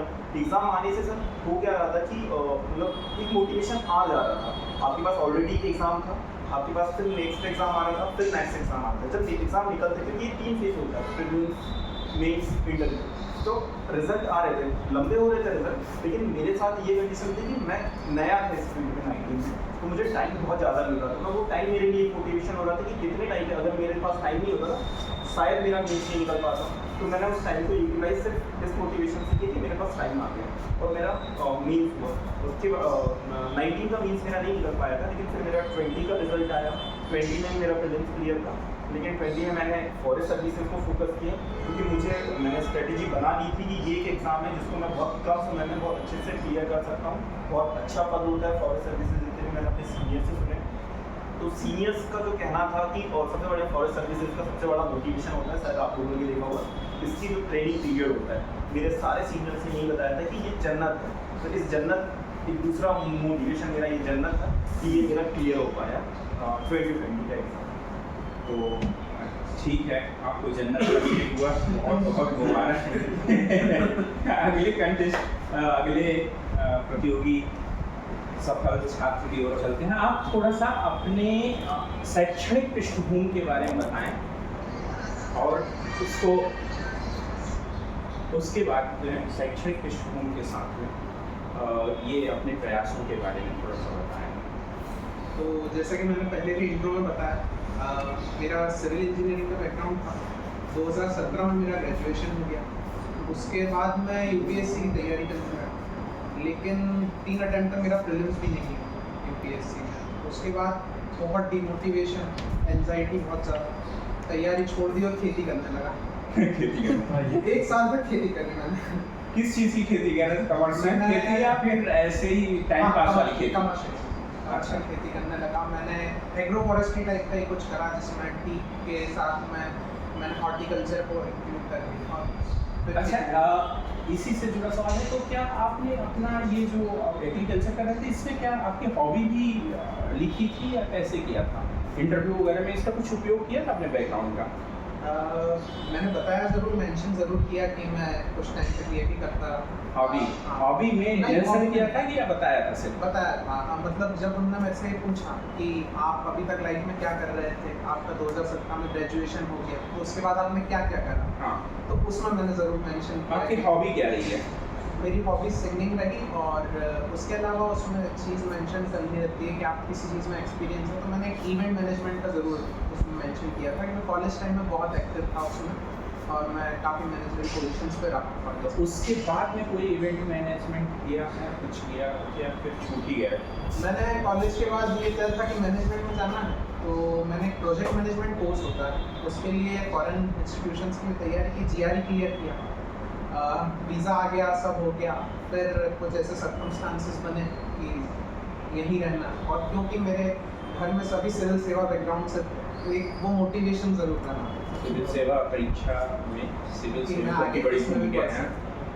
पारिवारिक पारिवारिक पृष्ठभूमि में रही। आपको काफ़ी मोटिवेट मोटिवेट किया। ठीक है। अपने गृह जिला के बारे में थोड़े बताइए, क्योंकि आपका जो गृह जिला है वहाँ बहुत एक पिछड़ापन है, और वहाँ के जो एस्पिरेंट्स हैं वो किस तरीके से आपसे मोटिवेशन का काम कर सकते हैं, कैसे सीख सकते हैं? मेरा गृह जिला तो ग्वालियर, लेकिन अच्छा, मैं चंबल क्षेत्र है मैं इसीलिए। कभी रहा नहीं ग्वालियर। मेरे पिताजी, जैसा कि मैंने बताया, वो सिविल सेवा में थे, तो मैं अलग अलग जगह पढ़ा घूमता रहा, तो मध्य प्रदेश में बहुत अलग अलग जगह रहा हूँ। मैं वर्तमान में भी 1 साल से भोपाल रह रहा हूँ। इसके अलावा मैंने 11th-12th जो है मेरी वो छतरपुर से हुई, और कॉलेज मैंने इंदौर से किया है, और उसके पहले मैं रतलाम, देवास, अलग अलग जगह पे काफ़ी रहता। अगर जनरली हम बात करें, जो 2-3 चीज़ें मुझे लगती है कि वैसे तो सब करिकुलम और सब डिस्कस हो ही चुका है, लेकिन मुझे ऐसा 2-3 चीज़ें जो बच्चे को पता होनी चाहिए। एक तो गिव अप ना कर, जो मैंने गलती करी, कि अगर नहीं हो रहा है तो चांस ले, ऐसा नहीं है कि होगा अगर आप कर रहे हैं। दूसरा, एक अटेम्प्ट में मुझे लगता है एंजाइटी सबसे ज़्यादा मारती है एस्पिरेंट को, क्योंकि ये multiple choice question based exam में पढ़ते सब वही सोर्सेज हैं। कोई भी टॉपर जो रैंक 1 है उनने भी, और मैंने भी, सब ने वही सोर्सेज पढ़े, लेकिन गलती ये भी है कि प्रेजेंस ऑफ माइंड। अगर आप घबरा गए, आपसे बोला गलत कर गया, तो आप वहीं नीचे आ जाए। अच्छा, ये जो प्रयास है, प्रयासों के भी बहुत सारे लोगों के बहुत सारे व्यूज़ हैं कि इतने तक अपने को रिस्ट्रिक्ट कर लेना चाहिए, इतना टारगेट इस उम्र तक, इतने अटैम्प्ट तक करना चाहिए। तो ऐसा क्या टारगेट रखना चाहिए आदमी को कि हाँ बस मैं 4 अटैम्प्ट दूंगा, 24 साल तक दूंगा, 30 साल तक दूंगा, उसके बाद नहीं दूंगा? ऐसे में क्या करना चाहिए, क्या स्ट्रेटजी होनी चाहिए कि बस अपने आप को एक सीमा तक रख लेना चाहिए, या फिर अंतिम सीमा तक कोशिश करना चाहिए सिविल सेवा की? ये दोनों, इसमें 2 पर्सपेक्टिव देख सकते हैं। एस्पिरेंट पे डिपेंड करता है। एक वो एस्पिरेंट होता है जिसने हमेशा से यही सपना देखा कि मुझे सिविल सेवा में ही जाना है, और एक वो एस्पिरेंट होता है जो इसे सिर्फ एक अच्छी जॉब की तरह से देखता है। अगर आप इसे सिर्फ अच्छी जॉब की तरह से देखते हैं कि हाँ इसमें मुझे, मैं समाज के लिए कुछ कर पाऊँगा, साथ में एक पावर अथॉरिटी भी मिलेगी, तो फिर आप बैकअप भी लेके चल सकते हैं। अगर ऐसा आपके साथ सिनेरियो है कि आप 2-3 साल हो चुके हैं, तो अब मैं और क्या कर सकता हूँ, और किस तरीके से समाज सेवा में जा सकता हूँ, दूसरे भी तरीके होते हैं। लेकिन अगर आप किसी चीज़ के लिए शुरू से यही चाह रहे थे, जीवन का आपका लक्ष्य है कि मुझे सिर्फ सिविल सेवा, तो फिर मुझे लगता है कि हाँ आपको पूर्ण तरीके से, और इसमें ये भी डिपेंड करता है आपकी फाइनेंशियल सिचुएशन, सबसे important। वो सबसे ज़्यादा। इसमें जो सबसे बड़ा खतरा है, जितनी ऊंचाइयाँ हैं, गहराइयाँ भी हैं, आपने कोई विकल्प नहीं अपने लिए रखा है, और 40 एज है ना, अब उसमें हम देते जा रहे हैं, और पता ही नहीं चलता है कब 34 हुए, कब 35 हुए, कब 36 एड पहुँच गए। और वो बड़ी क्रिटिकल कंडीशन है। एक बहुत बड़ा वर्ग ऐसा है जो 35 क्रॉस कर चुका है, 34 क्रॉस कर चुका है, और वो जिस अवसाद और विषाद की स्थिति से गुजरता है, जिस पीड़ा में गुजरता है, उसकी कल्पना नहीं की जा सकती। तो अब आने वाली पीढ़ी क्या उसी रास्ते, ड्रीम तो सबका है ग्रामीणों की, जिस हम लोग रूरल या जो बीमारू राज्य से संबंध रखते हैं, या फेडरल जो फ्यूडल सोसाइटी है, सामंती समाज में है, कृषि समाज है, वहाँ पे सबसे बड़ा अगर कोई ड्रीम है, सबसे बड़ा कोई सपना है तो सिविल सेवा है। इससे बड़ा कोई सपना है ही नहीं है, कोई बुना ही नहीं गया है सपना। अब उस सपने के पीछे भागते भागते भागते हम कब बूढ़े होने की कगार पे पहुंच जाते पता ही नहीं चल पाता है। तो ऐसे में जो नई पीढ़ी है, जो पुरानी पीढ़ी ने जो किया सो किया, समाज का स्ट्रक्चर भी बदल रहा है, ऐसे में नई पीढ़ी को क्या करना चाहिए? और क्या उसी पुराने ढांचे पे ड्रीम को ही फॉलो करना चाहिए या विकल्प की विकल्प? लंबे दौर से वही हाँ, ये सवाल मेरा सौरभ से ही होगा। सौरभ से ही ये एड्रेस किया जाए तो ज़्यादा बेटर होगा। तो मैं ये सवाल उनकी ओर संबोधित तो कर रहा था, लेकिन जो सौरभ हैं वो मैं इनसे उम्मीद करता हूँ कि ये इस सवाल को एड्रेस करें, क्योंकि सौरभ लगभग 10 सालों तक रहे हैं। और दूसरी बात है, सौरभ बिल्कुल परफेक्ट हैं इस सवाल के लिए, क्योंकि इनका एक ग्रामीण पृष्ठभूमि रहा है, बहुत ही मध्यम वर्गीय मैं बोलूँगा, और आप अपने को अपने कैटेगरी में अपना डिफाइन कर लोगे तो मध्यम वर्गीय या मध्यम वर्गीय जिस भी कैटेगरी में है, तो ये एक परफेक्ट फेस है मेरे उस सवाल के लिए। तो मैं चाहता हूँ कि सौरभ अगर बताइए। सर, जैसे सबसे पहले आपने बोला मध्यम वर्गीय, मेरे पिताजी की पान की दुकान है, आज भी वही है, और मैं उस पर मैंने टाइम दिया है। 6 क्लास से मैं बैठना शुरू किया था, 10 तक मैं समय देता था, 1-2 घंटे मुझे बैठना पड़ता था उनके लिए, खाना खाने के लिए छोड़ना, तो मैं जाता था। उन्होंने ही 11-12 में बोला कि बेटा पढ़ने में ठीक ठाक हो तो तैयारी अब यहाँ बताओ। हाँ, फिर मैंने अपनी तैयारी शुरू की, तो मतलब जो आपका मध्यम वर्गीय वाला था तो वो तो मैं उससे रखता हूँ ताल्लुकात। हाँ, आपने बोला कि सर ये बहुत लंबा समय है। हाँ, मैं 34 साल का हो गया हूँ, और इसके लिए सबसे मतलब जो मोटिवेशन है कि मैं जॉब कर रहा था, जो जॉब नहीं करते उनकी मनस्थिति क्या होती होगी, ये मतलब अकल्पनीय है सर। क्योंकि बिना उसके आप यदि जॉब केवल सिविल सेवा के लिए लगे हैं जिसमें कोई गारंटी नहीं है, मतलब आप किसी को ये नहीं बोल सकते कि आशीष टॉप कर जाएगा। आशीष ने टॉप किया वो बात अलग है, लेकिन कोई कह नहीं सकता कि ये टॉप कर जाएगा। सिलेक्शन की गारंटी नहीं है। सिलेक्शन की गारंटी अभी कोई जैसे सर DSP हैं, अभी सर को बोला जाए कि आप 2 साल बाद ये जॉब के लिए बिना तैयारी किया थोड़ा बहुत तैयारी करके आपको पेपर देना है, तो सर के भी हाथ पैर खुल जाएंगे। क्योंकि ये यदि कोई प्रोसेस में नहीं है तो वो बाहर है, और प्रोसेस में रहने के लिए आपके लिए समय देना है। और हम ऐसे समाज में रह रहे हैं, जैसे आपने बोला कि एक बीमारू राज्य है, इनकम की सोर्सेस बहुत कम है, सामाजिक दबाव बहुत ज़्यादा है, तो इनकम के सोर्सेस कम होने से इंसान खाने पीने की जुगाड़ में ही अपना समय व्यतीत कर देता है। गांव में तो ये है कि पानी भरने के लिए भी उनको दिक्कत है, या इलेक्ट्रिसिटी की प्रॉब्लम है, तो उसमें उनका बहुत सारा समय जाता है। हम लोग जैसे यहाँ पे भोपाल में बैठे हैं तो वो सिचुएशन अलग है गांव में, लेकिन ये सिचुएशन ऐसा नहीं है कि सब कुछ आपको इजीली मिल रहा है। तो मैं तो सबसे यही बोलूँगा कि पहले आपको सिक्योर कर लें। यदि आप 20-25 तक तैयारी कर रहे हैं तो इजीली कर सकता है इंसान, लेकिन उसके बाद जो प्लान बी चलता है सब जगह, आपने एक्सपेरिमेंट सीरीज देखी सब जगह, तो वो प्लान बी आपके पास होना चाहिए। एक सिक्योरिटी, जॉब सिक्योरिटी होना चाहिए, ताकि आप मतलब आर्थिक रूप से अपने लिए मदद कर सकें, अपने परिवार के लिए थोड़ा बहुत मदद कर सकें, फिर आप कर सकते हैं। एक सवाल और ये है कि तैयारी करते समय में सिलेक्शन के लिए तो आपके अटेम्प्ट करने की 40 एज है, और विवाह करने के लिए क्या एज रख लेनी चाहिए कि इसने तैयारी करेंगे विवाह कर लेंगे, फिर देखेंगे, क्योंकि आपने शादी के बाद में ही अपना सिलेक्शन लिया है। तो क्या बाकी लोगों को क्या संदेश देंगे कि कब तक शादी कर लें? सर, विवाह का तो ऐसा है कि सर कोई एज ऐसा फिक्स नहीं है, ना तो संविधान ने दिया है, ना हमारे समाज में ऊपर का नहीं है। कब लगना चाहिए कि अब उम्र जा रही है और अब नहीं लेना चाहिए? शादी करने के लिए आपको फाइनेंशियली फिट होना चाहिए कि आप उसका पेट भी पाल सकेंगे। और पिताजी के अगर फाइनेंशियली ठीक है तब पर्सनल चॉइस है। वो क्वेश्चन पे घूम जाएगा।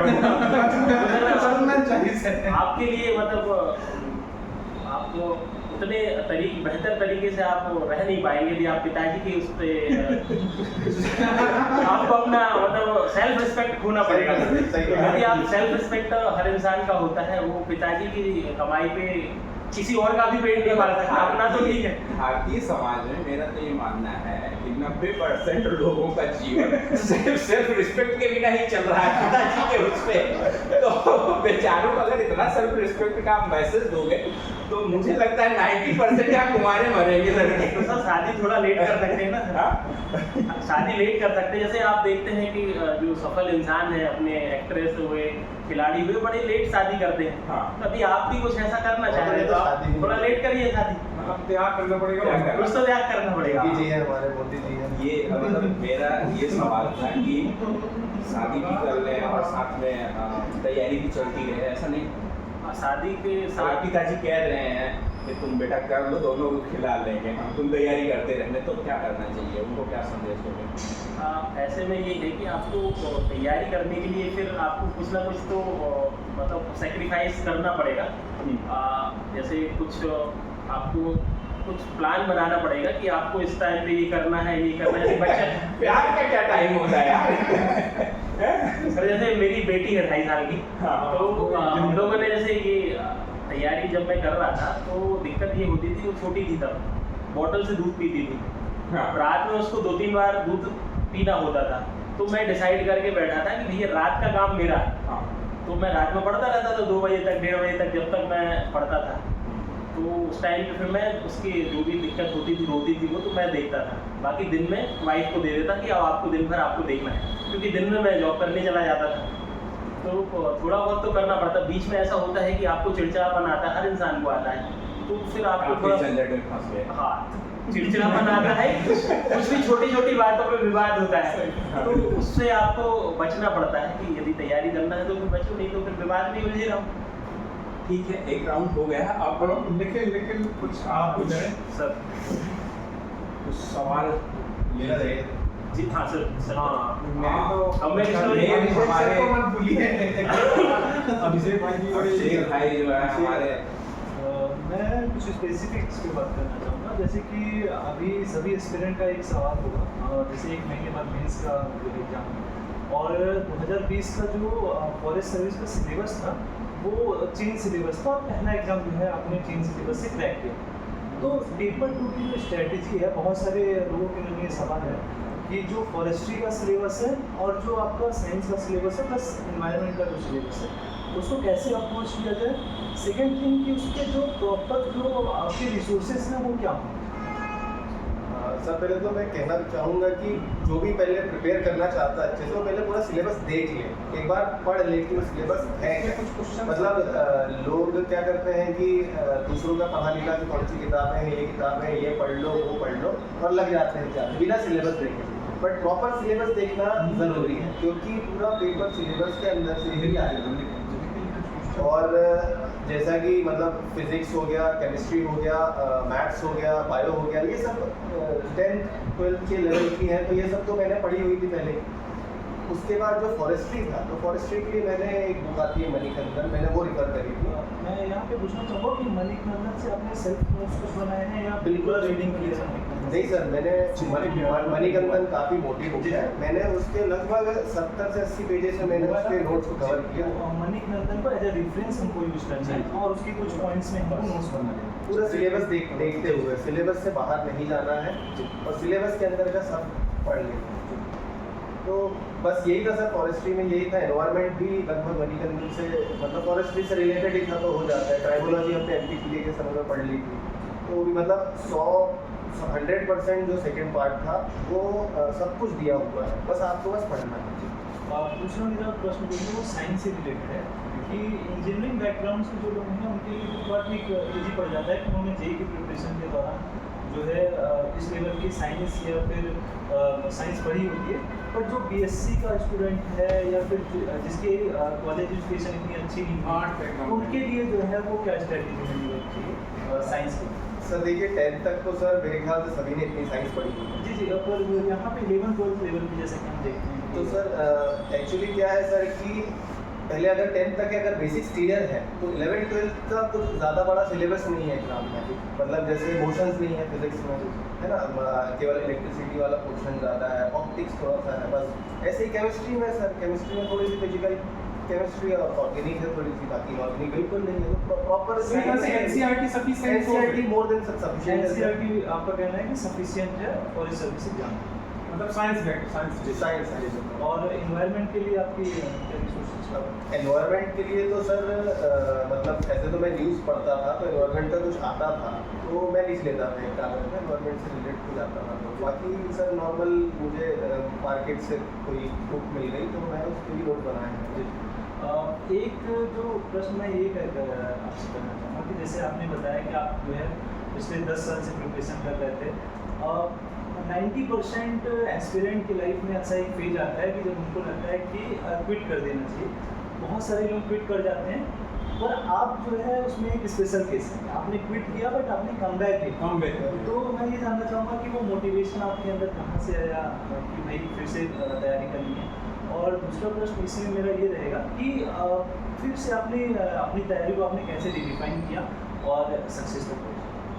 सर मेरा 2013 में पहले तो ग्रेजुएशन हो गया था JSITS से, मेरा प्लेसमेंट हो गया था कॉलेज से, पर मेरा मन ऐसा था कि नहीं मुझे सिविल सर्विसेज में ही जाना है, तो मैंने कोचिंग चालू कर दी थी। मैंने MPSC में 2013 का मेंस दिया है, जब 2 सब्जेक्ट हुआ करते थे, 2 ऑप्शन हुआ करते थे, फिर 14 का भी मेंस दिया है, 15 का भी मेंस दिया है, पर सर इसमें कहीं भी मुझे सक्सेस नहीं मिली। तो मेरा माइंड थोड़ा सा खराब हो गया था, मतलब मुझे ऐसा लग रहा था कि मैं डिप्रेशन की ओर जा रहा हूँ। तो मैंने सब कुछ छोड़ा छाड़ा, वो बॉक्स से निकलना बहुत ज़रूरी था, क्योंकि मैं उसी बॉक्स में रह कर अपने आप को ही परेशान कर रहा था बहुत ज़्यादा।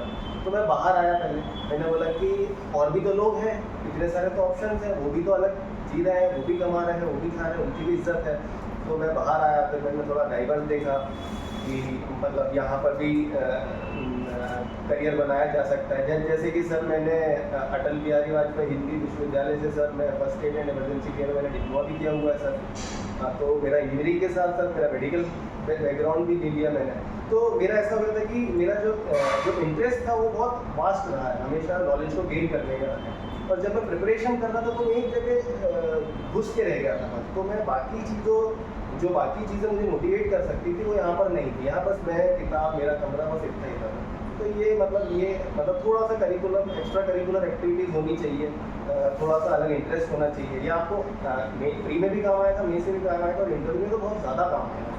तो उसके बाद सर मैंने, जैसा कि मैंने आपको बताया था कि मैं रेस्टोरेंट खोला था, लेकिन कोविड में रेस्टोरेंट बंद हो गया था मेरा। तो सर मुझे क्या काफ़ी समय मिल गया था सोचने के लिए, कुछ भी नहीं चल रहा था कोविड के टाइम पे, मुझे बहुत समय मिल गया था। मैंने सिलेबस देखा, फिर मुझे पता चला कि अच्छा ऐसा सिलेबस पहली बार आया है। फिर मुझे पता चला कि क्लास 2 गैजेटेड ऑफिसर बनने के लिए इसमें एक प्रीलिम्स निकालना और मेंस निकालना, और केवल OMR शीट भरनी है। पर सर एक बात ज़रूर है कि रिटन से ज़्यादा तैयारी OMR शीट वाले भरने एग्ज़ाम में ज़्यादा मेहनत लगती है, क्योंकि यहाँ पर कॉन्सेप्ट क्लियर होने चाहिए। यहाँ मतलब अपन एक माइनस मार्किंग भी, यहाँ माइनस मार्किंग भी सर यूनिवर्सिटी में जैसे हम एग्जाम्स लिखते हैं, कॉलेज स्कूल में एग्जाम लिखते हैं, तो वो अपन जो किताब से बड़ा अपन छाप देते हैं, लेकिन यहाँ पर कंसेप्ट में अनसर्टेनिटी बहुत ज़्यादा हो जाती है। तो सर क्या फिर प्रीलिम्स हुआ सर, तो प्रीलिम्स के बाद जैसे प्रीलिम्स 2021 में हुआ हमारा, उसके बाद मेंस जो था 2022 जुलाई में हुआ। तो सर ये समय बहुत मिल गया अपने कंसेप्ट क्लियर करने का। मतलब NCERT को मैंने 3, 4, 5 बार पढ़ लिया और अपने नोट्स बना के मैंने रट डाला। मैंने कम से कम 3 से 4 बार रिविजन किया, मणिकंदन पढ़ी, ऑब्जेक्टिव की बुक्स लगाई। तो मतलब और क्या सर, मेरा मतलब एक तरीके से मैं बचपन से ही जंगल में रहा हूँ, तो मेरा अपने आप फॉरेस्ट्री पढ़ के मेरा अपने आप मोटिवेशन आया। मैं देखने लगा कि अच्छा हाँ ये पेड़ तो ऐसा है, अच्छा ये जानवर तो मेरे यहाँ पाए जाते हैं, अच्छा इनको ऐसे काटते हैं, अच्छा इनमें नंबरिंग ऐसे करते थे जो मैं रोडों के किनारे में देखता था।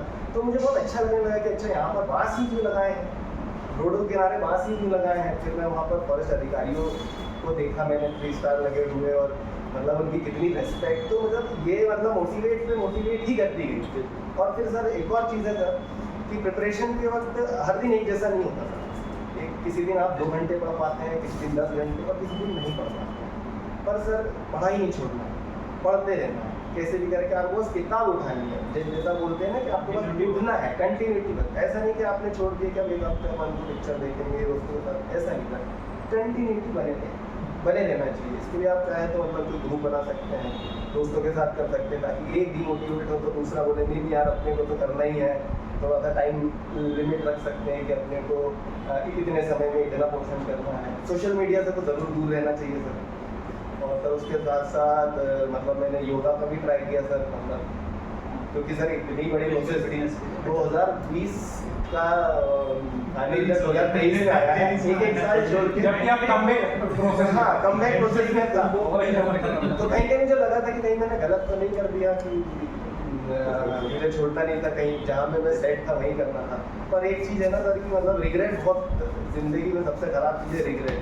तो मैंने बस यही सोचा कि अगर बाद में कभी मुझे रिग्रेट ना हो कि मैं मेहनत कर सकता था पर मैं कर नहीं पाया, तो मैंने बोला नहीं, इस बार तो मैं पूरा सब बंदूक सब लेके जाऊँगा एग्जाम में। मुझे लगता है कि राजीव सर का जो एक प्रश्न था कि आपको कब क्विट कर देना चाहिए या कब आपको ये सोचना चाहिए कि बस हो गया, तो इसका ये परफेक्ट आंसर है कि जब तक आपके अंदर ये है कि भाई रिग्रेट नहीं रहना चाहिए, आप कर सकते हैं, आपके अंदर आत्मविश्वास है, तब तक तो आपको क्विट नहीं करना चाहिए।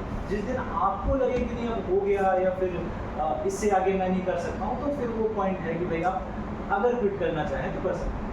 एक क्वेश्चन मैं और करना चाहूँगा कि जैसे जो अभी 2021 का फॉरेस्ट सर्विस का मीन्स है वो अगस्त में है, तो एक मंथ के लिए जो लास्ट 1 मंथ की जो है स्ट्रैटेजी क्या होनी चाहिए एस्पिरेंट्स की, किन सब्जेक्ट पे जो है वो मेन फोकस होना चाहिए और टाइम अलॉटमेंट जो है वो सब्जेक्ट्स के अलग अलग सब्जेक्ट्स की क्या होनी?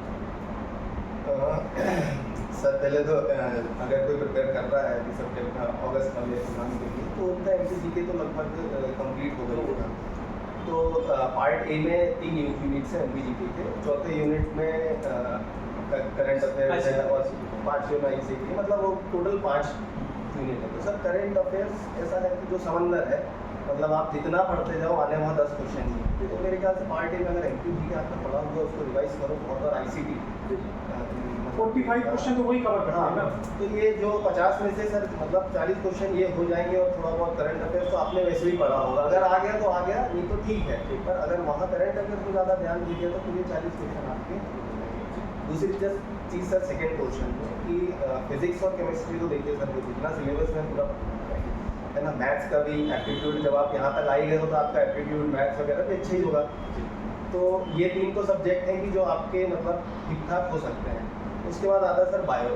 अब सर बायो ऐसा सब्जेक्ट है कि मतलब यदि वो चाहे तो पूरे 14 के 14 सब्जेक्ट को कवर कर सकता है, क्योंकि सवाल ऐसे बन सकते हैं बायो में बहुत बड़ा, बहुत, और आते भी सवाल ऐसे हैं, इस बार क्वेश्चन भी ऐसे आए कि जो हमारे सर के ऊपर से हैं, तो काफ़ी मतलब पूरा पढ़ के गए सिलेबस, लेकिन उसके ऊपर से मतलब वो काफी CPMT या PMT की क्वेश्चन डाल रही है बीच में बायोलॉजी तो इससे एक चीज निकल के आती है कि एस्पिरेंट्स को ऐसे क्वेश्चन जो कि बहुत ही टफ हैं या आउट ऑफ सिलेबस आ रहे हैं, उन पे विशेष ध्यान ना देते हुए जो स्ट्रॉन्ग पोर्शन है जहाँ से क्वेश्चन इजी आ रहे हैं या जहाँ से किए जा सकते हैं उन पे फिजिक्स, केमिस्ट्री, मैथ्स और फॉरेस्ट्री और एनवायरनमेंट और ट्राइबोलॉजी तो बहुत छोटा है सर, वो तो जैसे पढ़ते रहते हैं। तो ये 90% पेपर आपके हाथ में है, आपको छोड़ना 10% है, ये 90 और 10 है 40। इतने में अगर अगले 1 महीने जो है फॉरेस्ट्री को और साइंस को अगर मैं बात करूँ कि डेली कितना टाइम देना चाहिए? सर अगर पहले से पढ़ा हुआ है तो फिर रिवीजन ही करना चाहिए, और सेकंड पोर्शन में बहुत अच्छे से पढ़ना जैसे चाहिए। कुछ बच्चे सिविल सर्विस का भी मीन्स दे रहे होंगे और ये होंगे और उनका फोकस पूरा का पूरा जो है वो सिविल सर्विस पे रहा।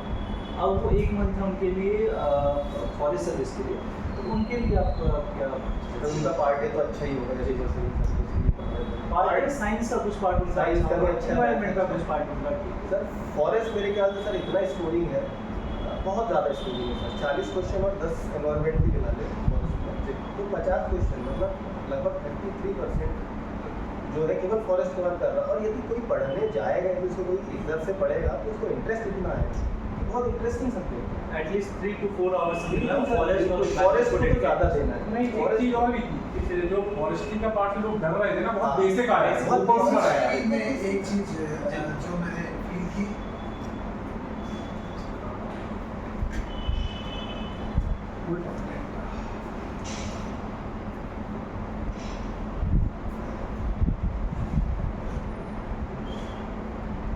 सिंस मेरा बैकग्राउंड थोड़ा रिलेवेंट था, फॉरेस्ट्री से एग्रीकल्चर से मेरा बैकग्राउंड था, तो मैंने फॉरेस्ट्री में एक चीज़ फील की है, जो फॉरेस्ट की 4 यूनिट दी है और एक ट्राइबोलॉजी की अगर हम हटा दें 5 यूनिट होता है, ट्राइबोलॉजी को हटा के 4 यूनिट जो यूनिट दी है उससे 10 क्वेश्चन आने, मतलब हम एक्सपेक्ट कर सकते हैं कि 40 क्वेश्चन आएंगे।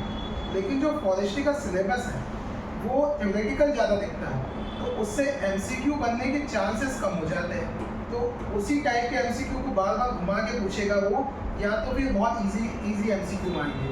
तो मुझे नहीं लगता कि बहुत उसका सिलेबस वास्ट नहीं है, उसका जो पोर्शन जो दिया है 33% जैसे बताया सर ने अभी, तो 33% कवर तो करता है वो, लेकिन उसका सिलेबस उतना वास्ट नहीं है, तो आपको कवर करने में ज़्यादा समय नहीं लगेगा। तो सिविल की जिन्हें तैयारी की है वो इजीली कर सकते हैं, बशर्ते ये है कि सोच सही देख ले वो और बहुत ज़्यादा पैनिक ना करे। फॉरेस्ट्री का सिलेबस इजीली कवर हो सकता है एक महीने। सिलेबस देखना बहुत ज़रूरी है, क्योंकि हर बच्चे के मन में जो है प्रॉपर की स्ट्रेटजी और प्रॉपर की बुक लिस्ट जानने का जो है रहता है। तो मैं विजय पाल जी से पहले जानना चाहूँगा कि उनकी बुक लिस्ट क्या थी, क्योंकि यहाँ पे बहुत सारे बच्चे बता रहे हैं कि टॉपर का जो है वो क्या है। तो मैं जानना चाहूँगा कि एक बार आप जो है सीक्वेंस में खास करके पेपर 2 की जो बुक लिस्ट है वो शेयर कर दें बच्चों के साथ। साइंस की पेपर 2 की जो फॉरेस्ट्री के लिए जो हमारी बुक्स है, एक मैंने यूनिवर्सल फॉरेस्ट्री की बुक पढ़ी थी, जो मार्केट में शायद नहीं मिलेगी वो आपको, वो अमेजोन वगैरह कहीं पे मिल जाएगी आपको। और एक मणिकानंदन की बुक पढ़ी थी, उससे कुछ यूनिट कवर हो जाती है। उसके अलावा आप जो यूनिट 3 है जिसमें एड्स दिए हुए हैं, तो आप उन एड्स को सीधे साइट से डाउनलोड कर सकते हैं और पढ़ सकते हैं। और ट्राइबोलॉजी वाला आपका जो सेक्शन है वो MPGK की वेरियस बुक्स आपने जो पढ़ी है वहाँ से कवर हो जाएगा। उसके अलावा अगर आपको लगता है कि आपको जल्दी करना है तो आप किसी कोचिंग की नोट्स ले सकते हैं, ये फॉरेस्ट्री के लिए। उसके अलावा साइंस में आप सिलेबस पूरा देखेंगे तो आपको वो सिलेबस NCERT या MP बोर्ड की किसी पब्लिकेशन की बुक में मिल जाएगा बिल्कुल। तो आप अपनी सुविधा के अनुसार आपका जो मीडियम है, अगर हिंदी है तो मैं यही कहूँगा जैसे फिजिक्स वगैरह अगर आप NCERT नहीं भी पढ़ पा रहे हैं तो फिजिक्स और केमिस्ट्री को आप MP बोर्ड या जो भी बोर्ड होगा रिलेवेंट CGPSC वाले जो है, क्योंकि उनका भी सिलेबस सेम है, तो जो छत्तीसगढ़ बोर्ड की बुक होगी तो उससे आप कवर कर सकते हैं। बायो के लिए मेरा बस यही सजेशन रहेगा कि बायो के लिए आप NCERT कम से कम कवर करें, क्योंकि बायो में क्वेश्चंस का लेवल काफ़ी अच्छा होते जा रहा है और NCERT से क्वेश्चन आने के बहुत चांसेस हैं। एक लास्ट क्वेश्चन जो है मैं ये करना चाहूँगा रिवीजन के लिए। और मेरा एक, क्योंकि ये जो एग्जाम का नेचर है वो ऑब्जेक्टिव टाइप है, तो आप सबसे मेरा ये प्रश्न होगा कि क्या आपने ऑब्जेक्टिव के लिए कोई विशेष बुक जो खास करके पेपर 2 के लिए आपने फॉलो की थी फॉरेस्ट्री के और साइंस के पार्ट के, कोई नोट्स या फिर किसी पब्लिकेशन की या किसी कोचिंग की बुक, जैसे कि बहुत लोग बोलते हैं कि PMT के जो है ऑब्जेक्टिव टाइप जो है बायोलॉजी वगैरह के फॉलो करनी चाहिए, तो वो मैं जानना चाह रहा था कि ऑब्जेक्टिव के लिए आपने क्या फॉलो? इसमें एक प्रॉब्लम ये होती है, जैसे मैंने भी जब मैं नया था, जब सब लोग जो सिलेक्ट हुए उनसे जुड़ा नहीं था, तो मैंने देखा था कि जितने भी बुक्स है उनमें MCQ तो दिए हुए, लेकिन हम उसमें अंतर नहीं कर पाते हैं कि हमें कौन सा MCQ लगाने चाहिए, क्योंकि उसमें बहुत ज़्यादा MCQs दिए हुए हैं और कुछ क्वेश्चंस का लेवल में बहुत हाई है, कुछ ईजी है। तो हम लोगों ने क्या किया था, जब हम आना आपके नोट से ही है, आपकी बुक से ही आना है, तो हम लोगों ने ग्रुप बना लिया था। तो हम लोग ग्रुप में क्या करते थे कि अगर कोई कुछ पढ़ रहा है या रिविज़न कर रहा है तो उस ग्रुप में सब लोग अपना अपना कंट्रीब्यूशन देते थे। 10 MCQ किसी पर्टिकुलर इंसान ने डाले, ऐसे हम लोग 20-25 लोग ग्रुप में थे, तो ऐसे 250 क्वेश्चन की हमारी प्रैक्टिस हो जाती थी। तो हमने ग्रुप बना के प्रैक्टिस की। अब आप लोग अगर जैसे ये ऑप्शन अगर आपके पास नहीं है तो आप ऐसा कर सकते हो कि जो भी NCERT में, मैंने NCERT पढ़ी नहीं है फिजिक्स और केमिस्ट्री के लिए, शायद उसमें MCQ उतने हैं नहीं, तो आप अगर लगाना भी चाहते हैं तो आप किसी भी जहाँ पे MCQ मिल जाते हैं आपको, किसी कोचिंग में या फिर उस MP बोर्ड की पब्लिकेशन की बुक में, तो आप पहले देख लीजिए कि इजी MCQ है कि नहीं। हमें बहुत ज़्यादा MCQ नहीं दिखाना है। MP बोर्ड की किताबें जो आती है वो बहुत बढ़िया है, तो उसको बढ़िया हाँ, MP बोर्ड की जो बुक है ये बढ़िया हो गई। आप लोग में से मतलब मैक्सिमम लोगों ने युगबोध या शिवलाल पढ़ी होगी, तो उसमें पीछे जो बुक के पीछे MCQ दिए रहते हैं, तो उनको इजी टू मॉडरेट लेवल के आपको MCQ लगाने हैं, बहुत टफ MCQ लगाने की जरूरत नहीं है। यहाँ पे एक क्वेश्चन यहाँ से उठा लेते हैं, सत्येंद्र तोमर का जो प्रश्न है कि हॉर्नबिल के नोट्स हैं क्या वो सफिशिएंट हैं? तो ये देखिए, सफिशिएंट तो कुछ भी नहीं होता है। आप बिल्कुल ले सकते हैं, लेकिन उसके अलावा भी मुझे लगता है कि आपको सिलेबस को रीच आउट करना पड़ेगा और देखना पड़ेगा कि आपका सिलेबस कवर हो रहा है कि नहीं। अगर आपका सिलेबस कवर होता है तो ठीक है, इनफ है, लेकिन मुझे लगता है इसके अलावा भी, जैसे मैं एक चीज़ और एड ऑन करना चाहूँगा यहाँ पे, एमपी की जो बुक है, जब आप एमपी जीके पढ़ते हैं तो वहाँ पे आपको फॉरेस्ट्री का जो सेक्शन मिलेगा उसको पढ़िए। एमपी का जो इकोनॉमिक सर्वे आ रहा है उसमें जो फॉरेस्ट्री से रिलेवेंट जो चीज़ें या डेटा दिया उसको पढ़िए, या एमपी फॉरेस्ट डिपार्टमेंट की एक वेबसाइट है उस पर जाइए, वहाँ पे आपको अलग अलग जो फॉरेस्ट की वेबसाइट है उसके लिंक मिलेंगे, उनको थोड़ा सा डीप में पढ़िए, तो यहाँ से भी आप पूछ पाएंगे। सिलेक्शन के लिए थोड़ी मेहनत करनी पड़ेगी। आप सिलेबस तो कंप्लीट कर लेंगे, नोट्स रख के नहीं हो सकता। हाँ, सिलेबस तो कंप्लीट कर लेंगे, पर सिलेक्शन के लिए एज चाहिए होगी, और टॉप रैंक लाने के लिए तो फिर रेफरेंस बुक्स भी चाहिए होगी, क्योंकि वो जो अवेलेबल रेडीमेड मटेरियल है वो तो सबके पास, वो तो सबके पास, सबके पास, वहाँ लेकिन एज लेने के लिए सिलेबस के अकॉर्डिंग जो है एनहांसमेंट उसमें ये की चीज़ है इसमें कि आप सभी पढ़ रहे हैं, पीएससी की बुक्स हैं, सबके पास बुक्स हैं, आजकल इंटरनेट पे सब कुछ अवेलेबल है, तो आप केवल बुक्स उसकी तो पीडीएफ भी वायरल हो गई थी, हर बच्चे के पास है वो, जो उन्होंने क्वेश्चन पूछा है ना। आप यदि ये बोलो कि केवल हॉर्नबिल के नोट्स पढ़ के ही सब कुछ हो जाएगा, तो किसी भी नोट्स पढ़ के सब कुछ नहीं होता है। आपको अपडेटेड रहना पड़ेगा। गवर्नमेंट की वेबसाइट से आप बाहर जाइए, आप जो ISFR जो रिपोर्ट आती है वो आप पढ़िए, पूरा उसको डिटेल्ड एनालिसिस कीजिए। हमारी गवर्नमेंट की जो फॉरेस्ट डिपार्टमेंट की वेबसाइट है वहाँ से पढ़िए। और सबसे अच्छी चीज़ होती है PYQ लगाना। हमारे MP में इतना फॉरेस्ट के एग्जाम नहीं हुए, मतलब फॉरेस्ट की पिछली बार ही आया है, लेकिन अलग अलग स्टेट में, छत्तीसगढ़ में पहले से आता रहा है, या फिर जो भी अलग स्टेट्स हैं, हाँ, ये भी बहुत अच्छी साउथ के स्टेट्स हैं, बहुत असम वगैरह है, इनमें बहुत पहले से आ रहा है। इनके PYQ करिए आप, बहुत सारे क्वेश्चन एज इट इज उसके भी आ जाते हैं। ICAR के हैं, वो बहुत सारे। जैसा अभी तक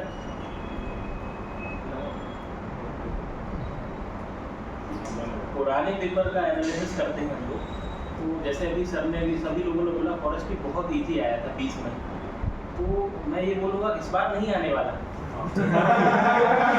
उसका रीज़न है जैसे SC/ST एक्ट था, सिविल सेवा एक्ट था, जो एक्ट थे बहुत सारे, उनके क्वेश्चन बहुत बेसिक आते थे शुरू में, लेकिन उनका लेवल बढ़ता गया, क्वेश्चन बढ़ता गया, और फिर MP ने उसको अपना MP पेपर को हटा दिया। तो ऐसे ही अभी जो फॉरेस्ट्री वाले एक्ट हैं, अभी डेट पूछी उनने, इस एक्ट की डेट क्या हो गया, तो अब लेकिन सेक्शन पूछेंगे, इसके लिए तैयार रहना होगा। ऐसे ही जो फॉरेस्ट्री के क्वेश्चन थे कि टेक्टोना ग्रांडेस और ये सब आसान, सिलेबस के बड़े आसान बेसिक क्वेश्चन पूछे थे कि इनका साइंटिफिक नेम क्या है, तो अब इस भरोसे ना रहिए। सही बात है ना, ये मतलब सभी से बोलना यही है कि आप थोड़ा सा अंदर का पढ़िए, क्योंकि अब नहीं आएगा इतना आसान, आ जाए तो आपकी किस्मत अच्छी है। सर के कहने का तात्पर्य ये है कि क्योंकि पहले ये पहला नए सिलेबस से पहला एग्जाम था, क्वेश्चन जो है वो सिलेबस के ऊपर से ही बन गए थे, तो आप एज ए रेफरेंस उसको यूज ना करके थोड़ा सा डेप्थ स्टडी जो है वो करें। एक चीज़ और इसमें मैं बताना चाहता हूँ कि जो अटेम्प्ट कितने क्वेश्चन करना है ये डिसाइड कर लिया। कई बच्चों को मैं ऐसा जानता हूँ जो बहुत अच्छे पढ़ने में है, लेकिन माइनस मार्किंग के कारण 100 भी अटेम्प्ट नहीं करे, 70 में ही हो गया, उनको ये लग रहा था एक्यूरेसी बहुत अच्छी है। तो अपने ना PYQ लगा के कोई भी पेपर ये देख ले कि मैं 100 में इतने नंबर आ जाते हैं, क्योंकि ह्यूमन एरर के चांसेस हैं। आप मानेंगे कि मैंने 100 सही, लेकिन 5 गलत भी हो सकते हैं, तो पहले से ये डिसाइड जरूर करें स्ट्रेटेजी बनाना कि मुझे कितने क्वेश्चन अटेम्प्ट करने हैं, क्योंकि माइनस मार्किंग है, मतलब तुक्केबाजी से बचना है। हाँ इसमें तुक्केबाजी का ठीक है, बट इसमें ये चीज़ है कि कहीं आपके तुक्केबाजी से बचने के चक्कर में इतने कम अटेम्प्ट ना रह जाए कि आप वहीं नहीं पहुंच पा रहे। यदि कोई बंदा 70-80 ही अटेम्प्ट कर रहा है, वो 250 नंबर पे भी नहीं पहुंच पा रहा है, तो मतलब उसका मेंस ही क्लियर नहीं हो रहा है। यदि आपको ऐसा लग रहा है पेपर देते समय कि नहीं मेरा उतना ही नहीं हो पा रहा है, तो फिर आपको रिस्क लेना पड़ेगा। लॉजिकल गैसेस जरूर, लॉजिकल ऐसा नहीं है कि तैयारी अच्छी नहीं है, सीधी सी बात है कि अगर आप इतना कम स्कोर कर रहे हो कि भाई 70 ही नहीं क्रॉस करें, मतलब आपने सिलेबस को जैसे रीड ही नहीं किया, इसका मैं एक सबसे बड़ा कांड मानता हूँ। इसमें एक चीज़ ये रहती है सर कि जैसे आप यदि MCQ बेस्ड एग्जाम कर रहे हैं, तो इसमें केवल ऐसा नहीं है तुक्का लगाना अलग चीज़ होती है, आपकी लॉजिकल रीजनिंग कितनी अच्छी है, आप कितने मतलब आंसर जैसे 4 हैं उसमें से कितनों को आप हटा पा रहे हो। यदि आपने एक क्वेश्चन में से जैसे माइनस मार्किंग 1/3 है, और आप यदि दो ऑप्शन से भी आप हटा देते हैं, एलिमिनेट कर देते हैं, तो वो आपके लिए बहुत ईजी हो जाता है। बहुत सारे क्वेश्चन ऐसे ही आते हैं, से मैथ्स आता है इसमें या फिर फिजिक्स के भी न्यूमेरिकल आता है। इंटेलिजेंस ही आपकी, अगर दो ऑप्शन है तो वो इंटेलिजेंस, प्रेजेंस ऑफ माइंड आपको चुनना है। लॉजिकल है। तुक्का मतलब चारों कर लेना पास की तुक्का मतलब वो तो वो तो करो को अपने इंप्रूवमेंट की जरूरत है, अगर इनको चारों समझ में नहीं आ रहा है उसमें तो क्वेश्चन देख लीजिए। बाकी तो क्वेश्चन जो है वही Repeated, पूछा है, रिपीटेड क्वेश्चन है। एक मैं रिक्वेस्ट करना चाहूँगा क्योंकि यहाँ पे हमारे पास सभी टॉप रैंक में रैंकर्स ही हैं, तो एक सब जो है एक बुक लिस्ट जो है आप लोग अगर बना के या तो आप अपने सोशल मीडिया पेजेस पे और विक्रम सर के थ्रू जो है वो जो एक्सपीरियंस है उन तक आप दे पाएंगे। तो नए एक्सपीरियंस का जो है सबसे बड़ा क्वेश्चन यही रहता है, और मैंने पर्सनली भी ये चीज़ देखा है कि बहुत सारे लोग बहुत लंबे टाइम तक तैयारी करते हैं पर उनके रिसोर्सेज जो है वो सही नहीं होते, कि वो इधर उधर की चीज़ों में या किन्हीं कोचिंग के नोट्स में तो उसी में लगे रहते हैं। तो मैं आपसे निवेदन करना चाहूँगा कि आप लोग एक कलेक्टिव जो है रिसोर्स या जो मटेरियल का लिस्ट है पेपर वाइज आप वो अवेलेबल करें। Thank you. एक सजेशन और था मेरा इसमें न्यू स्टूडेंट जो दे रहे हैं कि आप अपनी नोट्स मेकिंग पे ज़्यादा ध्यान दें। तो होता क्या है कि जैसे हमारा जो सिलेबस है फॉरेस्ट का वो बहुत बिखरा हुआ सिलेबस है, आपको किसी एक बुक में नहीं मिलेगा वो, चाहे फॉरेस्ट्री का हो चाहे साइंस का हो। तो अपने ऐसी शॉर्ट नोट्स आप बना सकते हैं लास्ट में रिवाइज करने के लिए, तो बहुत हेल्पफुल रहेगा। एक क्वेश्चन अब आ रहा है, जैसे अपने बीच में डिस्कस किया है कि एक स्टूडेंट पूछे कि सर मेरा प्री ही 2 बार से क्लियर नहीं हो पा रहा है तो मैं क्या करूँ। तो प्रीति श्रीवास्तव जी है ये क्वेश्चन पूछ रहे हैं। सर पहले तो सर प्री के लिए मतलब जो भी मेहनत लग रही है वो प्री में ही लगती है, मतलब सबसे ज़्यादा कंपटीशन प्री में ही होता है। उसके बाद सर इजी हो जाता है, मेन्स निकालने में कंपटीशन बहुत कम हो जाता है। और प्री में क्या होता है कि सिविल्स वाले भी फॉरेस्ट निकाल लेते हैं और फिर देने आते नहीं। तो प्री के लिए तो देखो सेकंड पेपर स्कोरिंग है, क्योंकि सेकंड पेपर के लिए सीसेट पेपर के लिए सब कुछ आपके सामने होता है। आपको पहले से पढ़ के आने का इतना तो जरूरत नहीं कि आपके पास यदि आप पढ़ के भी नहीं गए हो तो शॉर्ट क्वेश्चन आप अटेंड कर लो। तो उसमें हिंदी है जो आजकल बहुत आ रहा है, तो हिंदी के लिए आप अलग से तो हिंदी ग्रामर की बुक होगी वहाँ से आप कर सकते हैं। मेंस के लिए भी काफी देगा।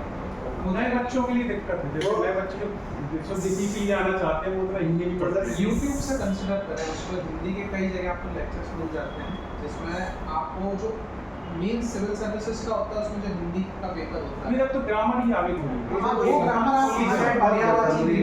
आप अगर आप वहाँ से कवर कर लेते हैं तो वो आपको इसमें फायदा करेगा। सीसेट छोड़ देते हैं ना सर लोग, सीसेट बोलते हैं कि हमसे तो बन जाएगा। बहुत अच्छी किताब आती है, पेपर 5 के लिए वैसे आती है। 100 क्वेश्चन में से तो सर 90+ तो आपके सीसेट के पेपर में आने चाहिए, तो आपका फॉरेस्ट क्लियर है। पहले में तो आपके 50-60 भी आ जाएंगे तो कोई दिक्कत नहीं, पहले में हो जाता है। केवल जो केवल पेपर आपके सामने है, आपको यही सॉल्व करना है। वो सीसेट के लिए जा सकते हैं। सीसेट के लिए बहुत जरूरी है। एक स्टूडेंट जो पूछ रहा है जो विशाल करके है कि सर साइंस के लिए ऑथेंटिक सोर्स। कृष्णा जी आप लोग पुराने देखते चले, ये साइंस का हमारा लंबा डिस्कशन रहा है।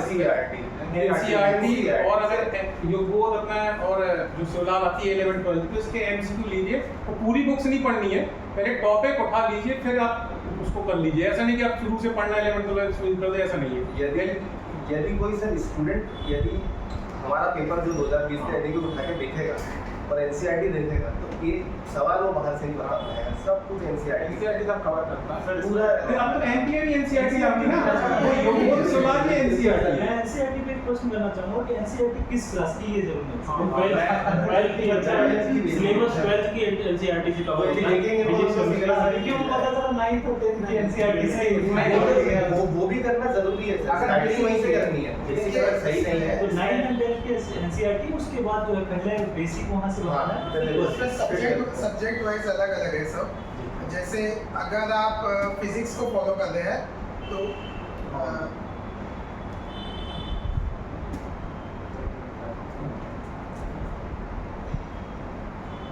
इसमें जैसे बुक्स है तो आप जब सिलेबस को देखोगे वैसे तो आप खुद भी ढूंढ सकते हो, लेकिन जो रफ आइडिया मैं बता दे रहा हूँ। जब आप फिजिक्स को देखोगे तो फिजिक्स आपकी 12th क्लास से पूरी कवर हो जाएगी और 10वीं क्लास आपको पढ़नी पड़ेगी। जो एनर्जी वाला जो टॉपिक है ऊपर का पैराग्राफ जब आप देखोगे सिलेबस का तो वो आपका हो जाएगा 10वीं की NCERT से, और 12वीं की 10वीं की NCERT जरूर पढ़े और 12वीं की या तो किसी MP बोर्ड की पब्लिकेशन की बुक या NCERT फिजिक्स के लिए, ये 2 सोर्स है। और जब बायो को आप देखोगे तो बायो के लिए जैसे आप बायो का पोर्शन नहीं पढ़ना चाह रहे हो 10वीं की NCERT का तो चलेगा, 11th और 12th की NCERT 11th और 12th की बायो की NCERT ये जरूर पढ़े। चाहे MP बोर्ड की बुक, मेरा ये सजेशन रहेगा आप बायो के लिए MP बोर्ड की बुक ना पढ़ें, क्योंकि क्वेश्चन NCERT से डायरेक्ट आ रहे हैं बायो के लिए। तो इसमें दो ऑप्शन ये हो सकते हैं, जैसे मैंने NCERT नहीं पढ़ी है बायो, ना हिंदी की पढ़ी है, मतलब NCERT 2 में आती है, हिंदी में भी आती है, इंग्लिश में भी आती है, क्योंकि हिंदी में बहुत टफ हो जाती है वो, और इंग्लिश मैं हिंदी मीडियम से था तो मैं कवर नहीं कर पाया था, और मैंने पहले भी कभी नहीं पढ़ी थी। तो इसके लिए आप ऐसा कर सकते हैं कि यूट्यूब पे जो नीट वाले जो वीडियोस है ये आपको हेल्प, जो नॉन बायोलॉजी वाले हैं, मैथ जिनका रहा है 11th-12th में, तो उनको भी हेल्प करेगा ये। तो आप उनके वीडियो देखने के बाद NCERT पढ़ें, ऐसा भी कर सकते हैं, तो आपको जल्दी समझ में आएगा। और बात रही केमिस्ट्री की, तो केमिस्ट्री का सिलेबस काफ़ी बिखरा हुआ है, तो आपको 10th, 11th, 12th तीनों बुक पढ़नी पड़ेगी। उसके अलावा अगर आप एड ऑन करना चाहते हैं, आपका पढ़ने का और मन है, तो मैं बता देता हूँ वेबसाइट जो साइंस की आती है, वहाँ से भी आप उसको भी रेफर करके वहाँ से नोट्स बना सकते हैं। इसमें साइंस का ऐसा है कि आप जैसे एनपी करंट को लेकर पूछ रहे थे, को उनका जवाब दीजिए 4-5 मैसेज कभी के साथ में कि एनपी करंट अफेयर्स का क्या करते हैं, एनपी इंडिया वर्ल्ड, क्योंकि एक साथ उठाना बहुत मुश्किल होता है। तो करंट अफेयर्स की वजह से बहुत सारी बुक्स आती हैं, और इसके लिए सबसे अच्छा ये है कि आप पूरी मैगजीन भी ठीक है, आप यदि ईयरली सबसे अच्छी है, ईयरली सबसे अच्छा है।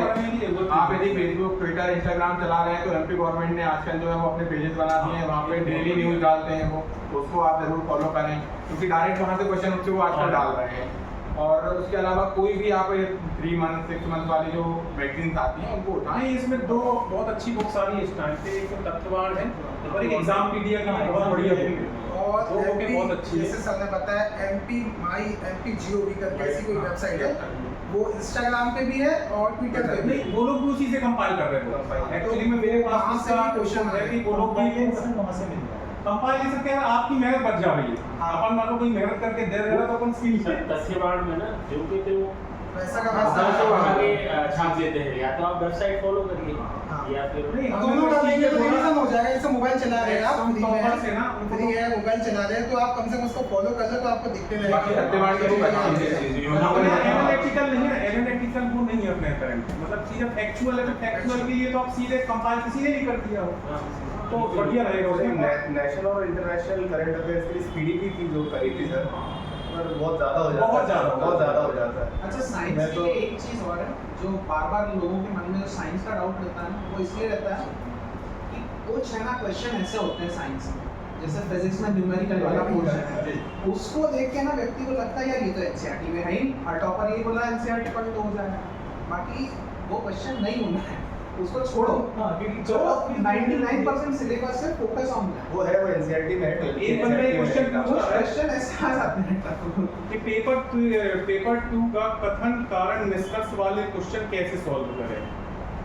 वो तो लगाने पड़ेंगे सर, प्रैक्टिस होती है।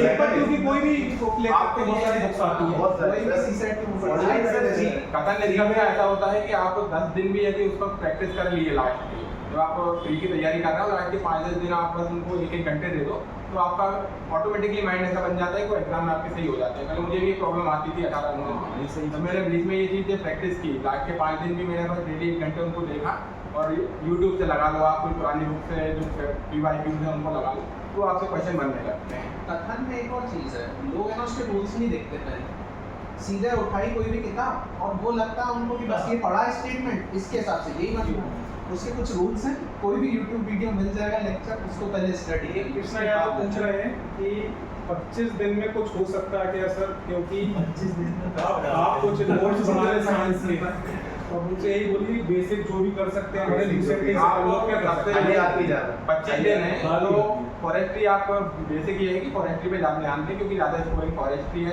ट्राइबोलॉजी है, एनवायरनमेंट है, ये सब कनेक्टेड है, तो वहाँ यदि आप उसको ज़्यादा ध्यान देंगे तो वहाँ ज़्यादा स्कोरिंग होगा। 25 दिन में आप बिल्कुल सोचे कि साइंस में पीएचडी हो जाएगी तो पॉसिबल नहीं है, खास तौर से इस पेपर में। और ऑब्जेक्टिव जितने हो सके उतने लगाए, ऑब्जेक्टिव्स क्योंकि ऑब्जेक्टिव्स याद रह जाते हैं। आप तो बस ये है कि जहाँ जो आपको ये चीज़ देखना है कौन से क्वेश्चन हमें करना है, कौन से छोड़ना है। जैसे अभी सर ने भी बोला था कि हर क्वेश्चन करने लायक नहीं होता है, कुछ क्वेश्चन ऐसे हैं इनको छोड़ना ही है, वो छोड़ने के लिए ही डाले जाते हैं। नहीं तो एक चीज़ भी और है मनीष जी की, इन लोगों को आप लोगों को सबको फॉलो करना चाहिए। पहले सिलेबस बार बार पढ़िए। आप साइंस का मतलब याद होना चाहिए सर, याद होना चाहिए। हाँ, साइंस का मतलब ये नहीं है कि आपने कोई बुक उठाई और पहले पेज से आखिरी पेज तक रट गा दी। आपको सिलेबस के अकॉर्डिंग उसको अलग करना आना चाहिए कि कौन सा टॉपिक हमको पढ़ना है, कौन सा नहीं पढ़ना। मोशन नहीं है यदि हमारे सिलेबस में तो उसको बिल्कुल नहीं पढ़ना। बिल्कुल नहीं। सर मैंने तो सिलेबस भी हाथ से लिखा था अपने। आप थोड़ा बता दीजिए हमको, ये बार बार कर रहे हैं कि सुझाव दीजिए कि सर मैंने मतलब सिलेबस भी मैंने मतलब प्रिंट आउट नहीं निकाला था सर, मैंने सिलेबस वहाँ से नेट से देख कर मैंने अपने हाथों से लिखा अपने जिस भी मैंने नोट्स तो ज़्यादा अच्छा याद रहता है। हाँ, और मैंने क्या किया था, मैंने स्टार्टिंग में क्या किया था कि सारे यूनिट देख लिए थे, एनसीईआरटी मैंने पेजेस ढूंढे और मैंने उनके ऊपर लिखा कि ये वाला जो सिलेबस का पोर्शन है ये फलाना पेज नंबर से, और ये वाला जो पोर्शन है ये फलाना पेज नंबर पे। तो मैंने प्रॉपर करके पहले ही अपना सोर्सेस बना लिए थे। उसके बाद जो मैंने नोट्स के अंदर लिखा है वो सब इन्हीं की समरी लिखी है और फिर इन्हीं को बार बार रिवाइज। और बाकी मेरे ख्याल से सभी क्वेश्चन यहाँ पे हो चुके हैं, और शायद आप लोग जो नए जुड़ रहे हैं बार बार वही क्वेश्चन रिपीट हो रहे हैं, तो कृपया आप लोग पुराने देखते चलें। पूरा वीडियो मेरे ख्याल से सभी डाउट दूर कर दिए गए हैं। फिर भी ऐसा कोई यूनिक डाउट आता है तो आप अगर छोड़ते हैं तो हम लोग ज़रूर कनेक्ट करेंगे दोबारा। तो मेरे ख्याल से काफ़ी लंबा सेशन हो गया है, तो लोग आते जा रहे हैं, क्वेश्चन पूछ के जाते जा रहे हैं, तो वो क्या सेशन चलता रहेगा। तो मेरे ख्याल से बड़े एक्सपेक्ट्स कवर कर लिए गए। तो आप एक काम करिए कि आप शुरू से देख लीजिए, बीच में काफ़ी सारे डिस्कशन हुए हैं।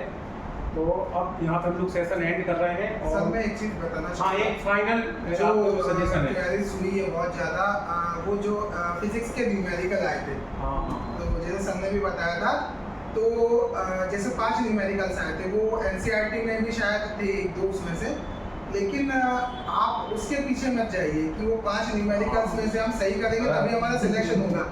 मेरे 5 में से 5 गलत है न्यूमेरिकल्स, मैंने पाँचों न्यूमेरिकल्स नहीं किए, और मैंने जो गलती की है मतलब वो भी मैं बता देता हूँ। मुझे ऐसा लगा था, क्योंकि मुझे भी उस समय आइडिया नहीं था, मुझे लगा कि मैं 5 न्यूमेरिकल्स कैसे छोड़ सकता हूँ, मतलब ब्लेंडर हो जाएगा ये। तो मैंने फिर भी 2 न्यूमेरिकल्स में जानबूझ के उनको अटेम्प्ट करने की कोशिश की। मेरे सही नहीं निकले, मुझे माइनस मिल गया 2 क्वेश्चंस में। तो उसके बिना भी मेरे कहने का मतलब है कि आपका सिलेक्शन आराम से हो जाएगा। बहुत ज़्यादा टफ क्वेश्चन के पीछे मत भागिए आप। ये तो प्रीलिम्स में भी होता है, 2-4 क्वेश्चन ऐसे आते हैं कि उसमें लोग पीएचडी कर डालते हैं, और हर साल आते हैं। वो हट हो जाता है कि माइनस ये तो उस चीज़ को मैंने भी गलती की है, क्योंकि सिलेक्शन पे वो कितने लोगों ने पीएचडी कर डाली, उसके बाद तो सबने हिस्ट्री में पीएचडी कर ली, सबने हिस्ट्री लाइनेस के भी तो किताब तो अब ये एक स्टूडेंट कृष्णा, हम एक काम करेंगे कि आपके लिए फॉरेस्ट्री के नोट्स की मैंने कुछ व्यवस्था की है। हालांकि टॉपर्स के साथ तो हैं हम, लेकिन अब हम लोगों के जो नोट्स हैं पूरा बिखरे हुए हैं। मैंने कुछ कोशिश की, आप लोगों के लिए मैं फ्री जारी करूंगा, जैसे हम लोग हमेशा जारी करते रहे हैं। तो 1-2 दिन में मैं कोशिश कर रहा हूँ कि आपको इन 25 दिन में कुछ मदद मिल सकती है। कि अब किसी ने मेहनत की है, अब हालांकि वो ओवर एज हो गए हैं इस एग्ज़ाम के लिए, तो उनने मुझे सौंप दिए। वो भी काफ़ी अनुभवी टीचर रहे हैं, मैं बाद में बताऊँगा, उनका धन्यवाद बकायदा उसमें करूँगा फिर से। और तो अब मैं सोच रहा हूँ कि जाते टाइम एक लाइन में आप ऐसा कुछ बोल के जाएं कि जो स्टूडेंट्स फॉलो करें तो उनके लिए भी एक सफलता आसान, क्योंकि 5 साल में बहुत कीमती स्टूडेंट जो है होता हुआ भी आज जैसे हमारे मतलब रेंजर सर से मुलाकात हुई थी यहाँ पर, तो उन्होंने आज एक बहुत अच्छी लाइन बोली थी कि वो जब फिजिकल हो रहा था तो वो थक गए थे, तो उन्हें एक फॉरेस्ट गार्ड ने आकर बोला कि सर अभी तो आप यहाँ दौड़ रहे हैं, यहीं पर आप सरकारी गाड़ी से क्लास 2 ग्रेडेड ऑफिसर बन के घूमोगे। तो वो मतलब वो मोटिवेशन आना चाहिए आपके अंदर कि हाँ मैं इस एग्ज़ाम, हाँ मैं क्लास 2 ग्रेडेड बन रहा हूँ। मतलब आपको ये नहीं बोलना चाहिए कि मैं बनूंगा, मैं बन रहा हूँ, मैं बन रहा हूँ अपने आप से। मतलब सुबह उठ के मैं बन रहा हूँ, रात में सोते मैं बन रहा हूँ। तो ये आपको खुद को मोटिवेट करेगा हमेशा। कभी ये मत बोलना कि नहीं मैं तो बनूंगा, मैं बन ही रहा हूँ, मुझसे होगा ही, मैं निकलूंगा ही इसमें। तो ये मैं बोलूँगा सर मोटिवेट करने के लिए।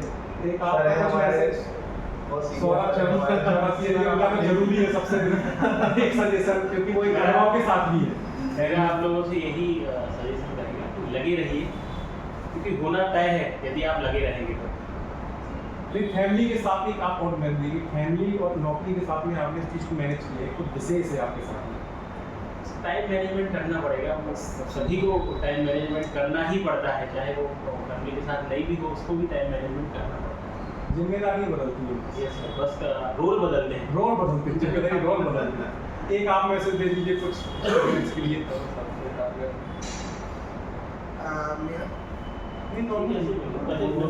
मेरा मैसेज यही रहेगा आप लोगों को कि आप किसी एक सब्जेक्ट में पीएचडी करने मत घुस जाइए बिल्कुल भी, और जो आपके वीक सब्जेक्ट्स है उन पे इतना कम से कम काम कर लीजिए कि जितना जो एवरेज पीपल है वो उतना जितना स्कोर कर पा रहे हैं आप उतना कर लीजिए, क्योंकि वो वीक सब्जेक्ट आपको फिर आगे डुबा सकता है और एक सब्जेक्ट में पीएचडी करके आप सिलेक्शन नहीं ले पाएंगे। अगर आप जैसे कह रहे थे कि अगर आपका सीसेट अच्छा नहीं हो सकता है, कुछ लोगों का सीसेट अच्छा नहीं, तो उन लोगों के पास ऐसा एक रास्ता, जैसे मेरा भी बहुत अच्छा नहीं था, तो मैं नॉन टेक्निकल बैकग्राउंड से था, तो आप पेपर 1 में अच्छा करने की कोशिश कीजिए, क्योंकि वो आपको फिर मेंस में भी काम आएगा। तो आप एक बैलेंस अप्रोच अपनाइए, सभी सब्जेक्ट पे बराबर ध्यान दीजिए, और किस पेपर का कितना, किस सब्जेक्ट का कितना वेटेज है उस हिसाब से उसे समय दीजिए, प्रॉफिट जिससे ज़्यादा मिलना है उससे ज़्यादा समय दीजिए। बस एक सजेशन है। मनीष जी अपना एक सुझाव। मेरा सुझाव खासकर जॉब वाले स्टूडेंट्स के लिए है जो जॉब भी कर रहे हैं और तैयारी भी कर रहे हैं, कि कभी कभी हमें बीच में लगता है और डिमोटिवेशन टाइप आता है कि यार अब नहीं हो पा रहा है, जॉब के साथ नहीं हो रहा है, तो लगे रहिए। मेरा मानना है कि हर व्यक्ति का एक समय आता है, जैसा कि सौरभ सर ने कहा कि बिल्कुल यदि आप लगे हैं तो आज नहीं कल तो होना तो चाहिए। हर व्यक्ति का एक समय है, जॉब के साथ भी बिल्कुल आप कर पाएंगे। बहुत सारे लोगों ने जॉब के साथ किया है और मेरे से भी अच्छी अच्छी सफलताएँ प्राप्त की हैं, तो आप लगे रहिए, बिल्कुल होगा। एक आपकी साइड से भी फाइनल कर आपसे पूछेंगे दोनों बात। एक बच्चे ने क्वेश्चन पूछा अंत में कि सिविल सर्विस और फॉरेस्ट के साथ क्या तैयारी कर सकते हैं, आप एक मैसेज दे दीजिए, एक 2 लाइन फिर सबके पास चलेंगे। एक तो सबसे ज़रूरी ये है कि फ्रस्ट्रेट नहीं होना, उसके लिए ये है कि अपने आसपास ऐसे लोगों, ऐसे दोस्तों से सराउंडेड रहें जो आप पे बिलीव करते हैं, ये आपको बहुत कॉन्फिडेंस देगा। और बिल्कुल ऐसे पागल भी नहीं होना, तैयारी में आप थोड़ा सा टाइम अपने लिए ज़रूर निकालना। जैसे मैं अभिषेक का एग्जांपल देना चाहूँगा, इस व्यक्ति की इतनी हॉबी है कि डेफ आधा तो हॉबी में चला गया था तो कुछ ना कुछ लर्न करते रहें, आप कुछ ना कुछ सीखते रहें। अगर दोस्त में तो हैंग आउट करें, हफ्ते में एक बार बाहर जाएं, मूवी देखें, कुछ भी करें, लेकिन अपने आप को एंटरटेनिंग बनाए रखें। ये फील्ड जॉब है, आपको आगे जाके पीपल से डील करना है, आप अपने आप को कमरे में बंद करके तैयार नहीं कर सकते। आपसे कोई है कि दोनों कैसे करें, स्टूडेंट पूछ रहे हैं कि सिविल सर्विस और फॉरेस्ट की तैयारी एक साथ कर सकते हैं क्या, ऐसा पूछ रहे हैं प्रकाश जी। जी, आप लोगों ने जो सिविल सर्विसेज है उसका जो पेपर 3 है वो आप लोगों ने देखा होगा, और फॉरेस्ट्री का भी आप लोगों ने सिलेबस देखा होगा। फॉरेस्ट्री के सिलेबस में जो अभी तक हम लोगों का डिस्कशन जो चल रहा था कि जो फॉरेस्ट्री जो होता है वो बस आपका अलग होता है, अदरवाइज जितना भी सिलेबस होता है वो आपके पेपर 3 में ऑलरेडी कवर होता है। क्योंकि आजकल हम लोग देख रहे हैं जिस तरह से मेंस का जो पेपर 3 आ रहा है, पेपर 3 में जो फिजिक्स, केमिस्ट्री और बायोलॉजी से जो क्वेश्चन आ रहे हैं वो डीप में जा रहे हैं। तो हम लोग जो केस स्टडी जो अभी तक डिस्कशन चल रहा था एनसीईआरटी आपको एनी हाउ फोकस करना पड़ेगा, क्योंकि बायोलॉजी के जो कुछ क्वेश्चन होते हैं वो एज इट इज क्वेश्चन होते हैं। जैसे आप लोगों ने प्लांट एनाटॉमी देखा होगा, प्लांट ट्रांसपोर्टेशन देखा होगा, क्वेश्चन की लाइन टू लाइन आती है। मेरे पास अभी भी लाइन की हेडिंग लगी हुई है 2029 का जो मेंस का पेपर हुआ था फॉरेस्ट्री का, ऑल्सो जो 2020 का जो पेपर हुआ था, एज इट इज लाइन तो वो आपको सिविल सर्विसेज में मिल जाएंगी और आपको फॉरेस्ट सर्विसेज में मिलेंगी। तो आपका जो 80% जो पोर्सन होता है वो दोनों में कवर हो रहा है। बस तीसरी चीज़ जो बच रही है फॉरेस्ट्री। तो सर फॉरेस्ट्री का सिलेबस जो आशीष जी ने बताया था लगता बहुत, लेकिन जो सिलेबस से जो क्वेश्चन आ रहे हैं बेसिक हैं, उनको हम लोग बहुत जल्दी, जब आप लोग एक हमारी जो ब्रेन की पावर होती है किसी चीज़ को ग्रैब करने की, तो वो जब हम लोग इतना सिलेबस जब हम लोग के पास हो जाता है तो फॉरेस्ट्री बहुत ज़्यादा हमको सबसाइड लगने लगता है उतने बड़े सिलेबस का, तो वो फिर कवर हो जाता है। तो बिल्कुल बड़ी बात नहीं है पैरेलल करना, हम लोग कर सकते हैं। अगर हम लोग को मीन्स के बाद 1 महीना भी मिलता है फॉरेस्ट्री के लिए, तो हम फॉरेस्ट्री को एकदम अपना स्कीम करके रखें मीन्स के दौरान, फिर जो आपके पास 1 महीने बच रहे हैं उसमें हम लोग फॉरेस्ट्री पे फोकस कर लें और बिंदास पेपर दीजिए, क्योंकि आपके पास 2 मोटिवेशन है। आपने एक मेंस ऑलरेडी दे के रखा हुआ है, दूसरा मेंस आप देने वाले हैं, ये जो कॉन्फिडेंस होता है वो आपको बिल्कुल आप लगेगा, भरोसा कीजिए आपके नंबर बढ़ा देगा। तो दोनों पैरेलल कर सकते हो, कोई बड़ी बात नहीं, कोई बड़ा टास्क नहीं। चलिए सभी को अब मैं चाहूँगा, काफ़ी लंबा सेशन हो गया, मेरे ख्याल से 2 घंटे होने वाले हैं, 1.5 से 2 घंटे। और तो क्या है कि पता ही चला समय का, इतना एंटरटेनिंग हम लोगों का पूरा चलता रहा, मजाक मस्ती के साथ एक सेशन हुआ, क्योंकि एक कोई दबाव वाला नहीं है हमारा, मतलब हम ऐसा नहीं बताना चाह रहे लोगों को कि भाई टॉपर बन गए तो एक दूसरों के लिए हम डिमोटिवेशन दे रहे हैं। इसलिए हम लोगों ने सेशन ऐसा रखा कि आप लोगों के ज़िंदगी में जो आते होंगे ना कई क्षण, वो हमने यहाँ डिस्कस किए, मजाक मस्ती वाले भी इसलिए था क्योंकि जरूरी है, जैसा सर ने भी पीछे बताया है कि भाई इसको एक कमरे में, क्योंकि आपको लोक सेवा करनी है, लोगों के बीच जाना है, तो आपकी पर्सनालिटी भी ऐसी हो ना कि एक मिलनसार हो, हंसमुख हो ना, उतने अच्छे आप अधिकारी बन पाओगे। चलिए तो हम लोग सेशन एंड करते हैं। तो सभी टॉपर्स का बिल्कुल धन्यवाद कि उन्होंने अपना विशेष समय दिया भोपाल आकर, और हमारे साथ मेंटर्स रहे हैं, अपने निखिल भी आए हुए हैं समय देकर, वो भी बाहर से आए हुए हैं, और राजीव सर ने भी काफ़ी समय दिया, और बाकी ऐसे हम लोग लाइव सेशन के साथ आपके साथ मिलते रहेंगे। आप सभी का धन्यवाद।